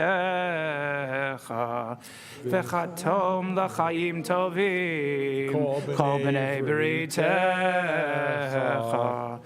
וכל החיים יודוך סלע, ויעלו את שמך באמת, הישותנו וזתנו סלע, ברוך אתה אדוני, הטוב שמך ולכנה להודות. אמן. אלוהינו, פלאי אבותינו ואמותינו, ברכנו וברכה המשולשת בתורה, הכתובה ידי משה עבדך, המורה בפיונו ובניו, כהנים, הקדושך כאמור.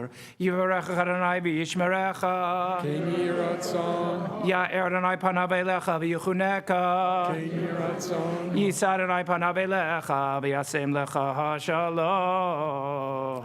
כן יהי רצון. שים שלום, שים שלום טובה וברכה. שים שלום טובה וברכה. חן וחסד ורחמים עלינו ועל כל ישראל עמך. ברכנו אבינו כולנו כאחד באור פניך. שים שלום, שים שלום טובה וברכה. שים שלום טובה וברכה. כי באור פניך נתת לנו אדוני אלוהינו תורת חיים ואהבת חסד, צדקה וברכה ורחמים וחיים ושלום. שים שלום טובה וברכה. שים שלום טובה וברכה. וטוב עיניך לברך את עמך, לברך את עמך ישראל, בכל עת ובכל שעה בשלומך. שים שלום טובה וברכה. שים שלום טובה וברכה. בספר חיים ברכה ושלום ופרנסה טובה, ניזכר ונחתם לפניך. אנחנו וכל עמך בית ישראל, לחיים טובים, לחיים טובים ולשלום. ברוך אתה אדוני עושה השלום.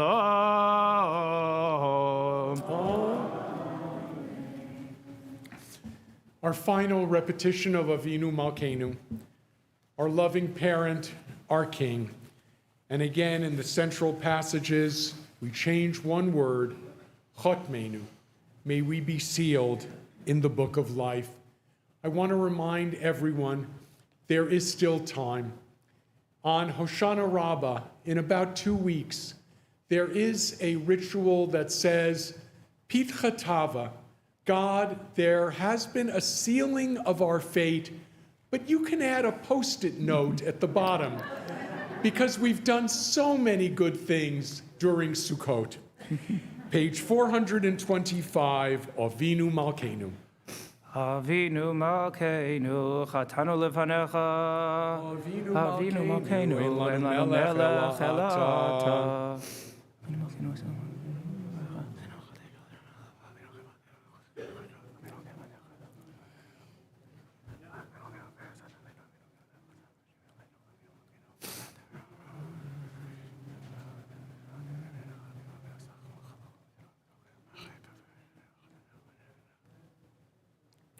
Avinu Malkeinu, Hachazirenu B'tshuva Shema Lefanecha. Avinu Malkeinu, Chachazirenu B'tshuva Shlema Lefanecha. Avinu Malkeinu, Shlach Refuah Shema Lecholei Amecha. Avinu Malkeinu, Shlach Refuah Shlema Lecholei Amecha.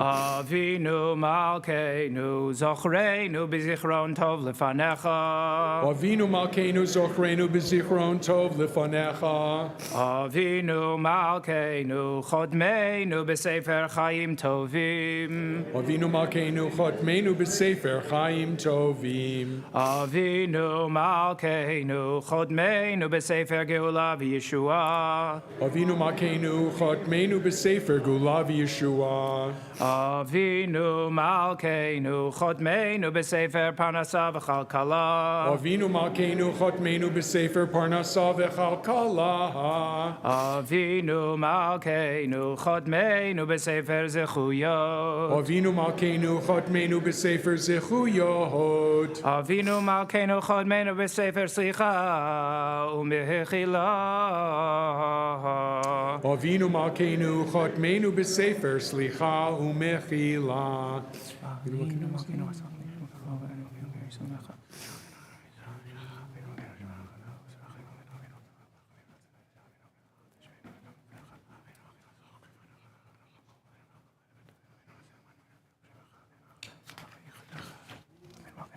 Page 426, the third line.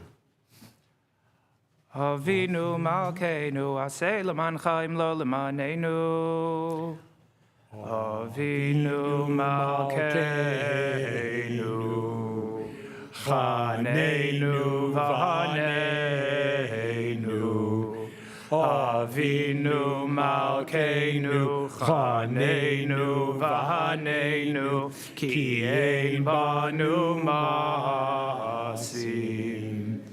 Aseh Imanu, Tzedakah v'chesed. Aseh imanu tzedakah v'chesed v'hoshienu. Avinu Malkeinu, Chaneinu v'Haneinu. Avinu Malkeinu, Chaneinu v'Haneinu, Ki Ein Banu Masim. Aseh Imanu, Tzedakah v'chesed. Aseh Imanu, Tzedakah v'chesed v'hoshienu. The ark is closed. We can be seated. Page 428, Ne'ilah concludes with the Kaddish Shalem. Yitkadal v'yitkada shemei Rabbah. B'yalema divrach chirutei v'yamlich malchutei b'chayechon u'v'yomechon u'v'chay edachol Beit Yisrael b'galo v'zman kari v'yimeru amen Yehei shmei Rabbah mevarach le'olam olmei olmaya yitbarach v'yishtabach v'yitar v'yizroman v'yitnaseh v'yitadav v'yitaleh ויתהלל שמי דקודש הבריחו לילה לילה מכל בחטא ושירתה תושבחתה ונחמתה דמירן בעלמה והימרו אמן תתקבל צלותון ובוטון דכל ישראל קדם ובוהון וישמעיה ואמרו אמן יהי שלום רבה משמעיה וחיים עלינו ועל כל ישראל ואמרו אמן עושה שלום במרומיו הוא יעשה שלום עלינו ועל כל ישראל ואמרו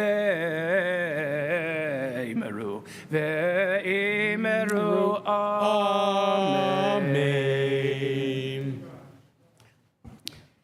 We are going to daven Ma'ariv together, and then we will return for Havdalah and the closing shofar blast. Before we do, I just need to thank the two people who have spent the last day with me on the Bima. Our president, Janice Halpern, thank you for all of your kindnesses and your keen vision of what needed to be taken care of. And of course, on Monday night, when we knew that Cantor Abramowitz would not be with us, Lori turned to me and said, "Why aren't you panicking?" And I said, "God will provide. God doesn't let a synagogue not have Yom Kippur services."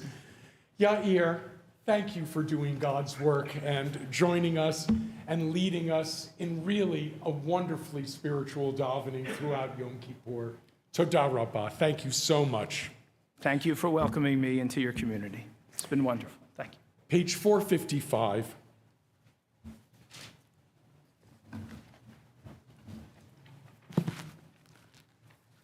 That's probably not the right page. Okay. Let's go backwards. And there we are. 445. Page 445. And let's rise for the Baruch Hu. V'hurachum yichaber avon v'lo yashchid, v'yirbo lo shiva pov lo yirchel chamato, Adonai Hoshia, hamelech yanenu v'yom korenu, Baruch Hu et Adonai hamivorach, Baruch Adonai hamivorach, Le'olam vo'ed. Please be seated. Baruch Adonai hamivorach Hashem. Umavir yom umevi lailo mavdio ben yom uven lailo Adonai tzvot shemo el chai v'kayam tamidim locholenu leolam voed Baruch atah Adonai hamariv aravim avat olam beit Yisrael amcho ahavta ki hem chayenu v'yorech yomenu v'hem negei yomam v'laila v'avotcha tesir mimenu leolamim Baruch atah Adonai Ohev Amo Yisrael, Shema Yisrael, Adonai Eloheinu, Adonai Echad.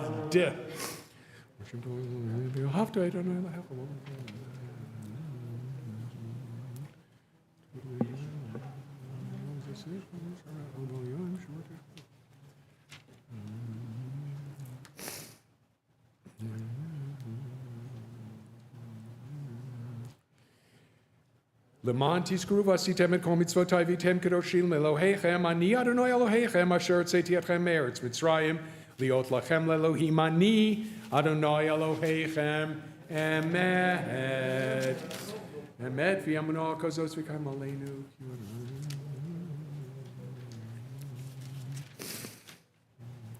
448. Umachuto bratzon kiblo alehem Moshe u'Miriam uvnei Yisrael lechanu shira b'simcha rabba v'yomru chulam mi chamocha be'elim Adonai mi kamocha nedor b'kodesh norati lo tosef eleh malchutecha rov v'necha b'kei yam lifnei Moshe ze eli anu v'yomru Adonai yimloch li'olam vo'ed v'ne'emar ki fadan et Yaakov Ugialo miyad chazak mimenu, Baruch atah Adonai, Ga'al Yisrael, Hashkivenu anoyleinu l'shalom. Remove from us enemies and pandemic, warfare, hunger, and sadness. Remove any evil forces that surround us. Ushmort seitenu ve'enu l'chaim u'shalom me'atah v'yad olam. Baruch atah Adonai, shomer amo Yisrael la'ad. Yitkadal v'yitkadash shmei rabba. V'yomad divrach yerutevim l'chmachutei. V'chayechonu v'yomechonu v'chayei d'chol beit Yisrael. Ba'golav zman kariv v'yimeru. Amen. Yehi shmei rabba mevorach li'olam yomei omayah. Yitbarach v'yishtabach v'yitbar v'yitramam v'yitnaseh. V'yitadar v'yitalev v'yitalal shmei dekudusha brihu. Li'ela min kol birchata v'shirata. Tushbechata v'nechemata, damiran bi'alma v'imeru. Amen. The silent Amidah for Ma'ariv on a weekday, page 450.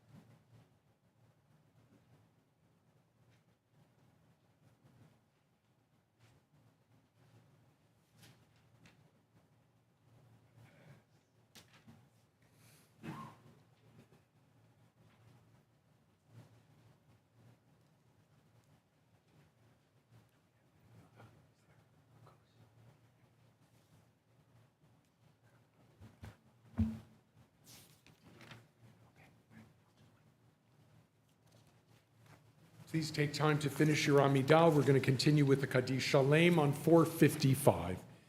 Yitgadal v'yitkadash shmei rabba. Amen. Yomad divrach yerutevim lichmachutei. V'chayei chonav yomei chonav v'chayei d'chol beit Yisrael. V'agolav izman kariv v'yimeru. Amen. Yehi shmei rabba mevorach. Li'olam yomei omayah. Yitbarach v'yishtabach v'yitpar v'yitramam v'yinaseh. V'yitadar v'yitalev v'yitalal shmei dekudusha brichu. Li'ela min kol birchata v'shirata. Tushbechata v'nechemata. Damiran bi'alma v'imru. Amen. Tikabel tzlot v'ot chon d'chol beit Yisrael. Kadama v'hondi v'shmaya v'imru. Amen. Yehi shlomo rabba min shmaya v'chaim aleinu v'al kol Yisrael v'imru. Amen. Oseh shalom b'mramav. Hu yaseh shalom. Aleinu v'al kol Yisrael v'imru. Amen. Page 456, Oleinu. Oleinu Shabeach l'shabeach. ladon hakol, v'tei gdula liotzer b'reishit, shelo asanu k'goyei haratzot, v'lo sam lanu k'mishpachot hadama, shelo sam chelkeinu kahem, v'gor aleinu k'chol hamonam, v'anachnu korim u'mishtachavim u'modim lifnei melech malchei hamlachim hakadosh baruch hu.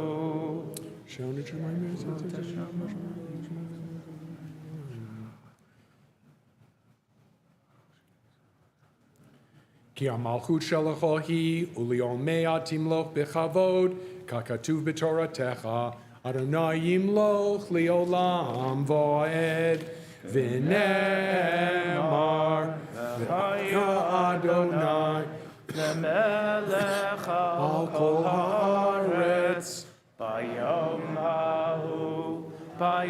hahu yeh Adonai echad u'shemo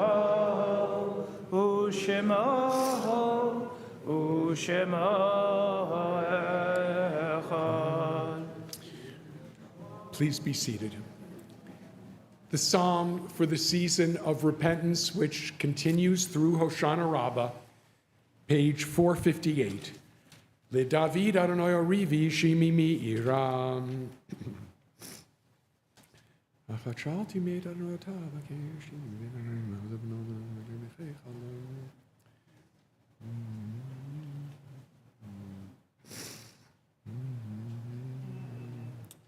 Lule Hamanti Lerot Betuv Adonai Be'eretz Chayim Kaveh El Adonai Chazak V'Yametz Libecha V'Kaveh El Adonai. 457. The mourners and those recalling a yortzeit stand together. Yit Gadal V'Yit Kadash Shemei Rabbah. Amen. Bi'olma Divrach Yerutei V'Yamlich Malchutei B'Chayei Uvyomei Uv'Chayei Dechol Beit Yisrael. Ba'agala uvizman koriv v'imeru. Amen. Yehi shmei rabba mevorach li'olam yomei omaya. Yitbarach v'yishtabach v'yitpa'ar v'yitromam v'yitnaseh. V'yithadar v'yitalev v'yitalal shmei dekudasha brichu. Li'ela min kol birchata v'shirata tushbechata v'nechemata. Damiran bi'alma v'imeru. Amen.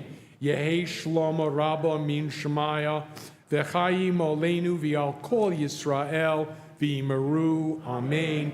Oseh shalom bimromav hu ya'aseh shalom oleinu v'al kol Yisrael v'imeru.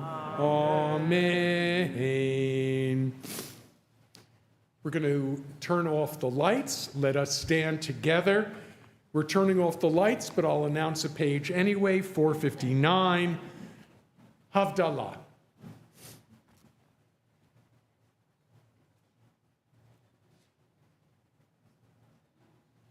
Yeah.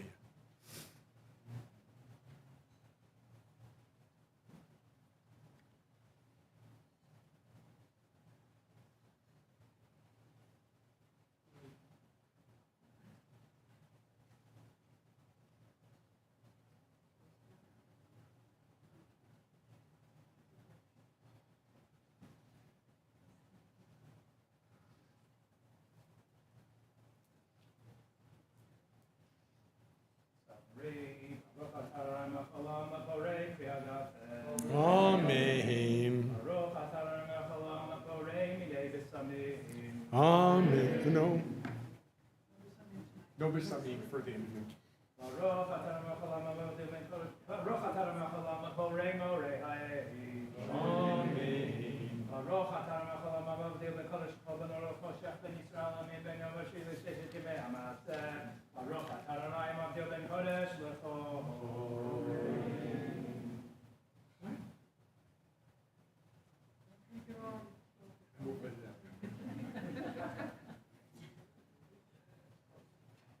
And we'll turn some lights back on.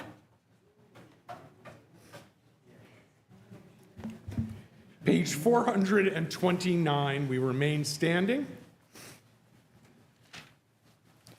Shema Yisrael, Adonai Eloheinu, Adonai Echad. Shema Yisrael, Adonai Eloheinu, Adonai Echad. Baruch Shem Kavod Malchuto Leolam Vaed. Baruch Shem Kavod Malchuto Leolam Vaed. Baruch Shem Kavod Malchuto Leolam Vaed. Baruch Shem Kavod Malchuto Leolam Vaed. Baruch Shem Kavod Malchuto Leolam Vaed. Together now 7 times. Adonai Hua Elohim. Adonai Hua Elohim. Adonai Hua Elohim. Adonai Hua Elohim. Adonai Hua Elohim. Adonai Hua Elohim. Adonai Hua Elohim. Tekiah Gedolah.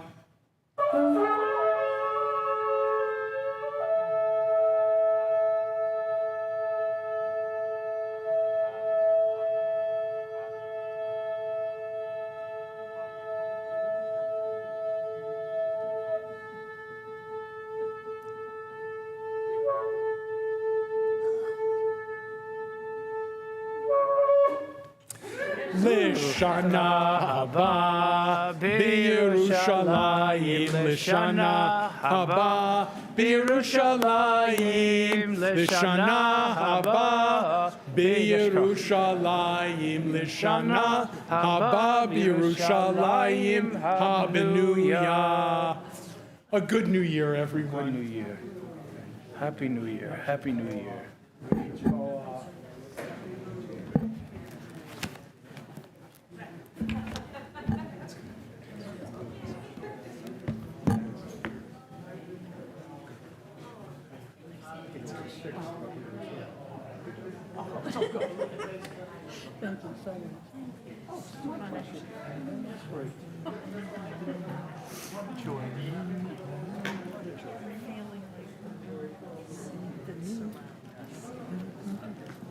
It was really a joy to be here.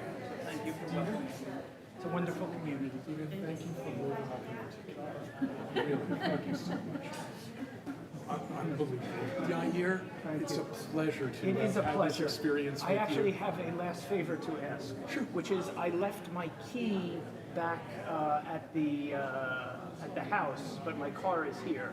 So can someone drive me back there, pick up my stuff, and come back here? I am sorry. Don't be sorry, you should go.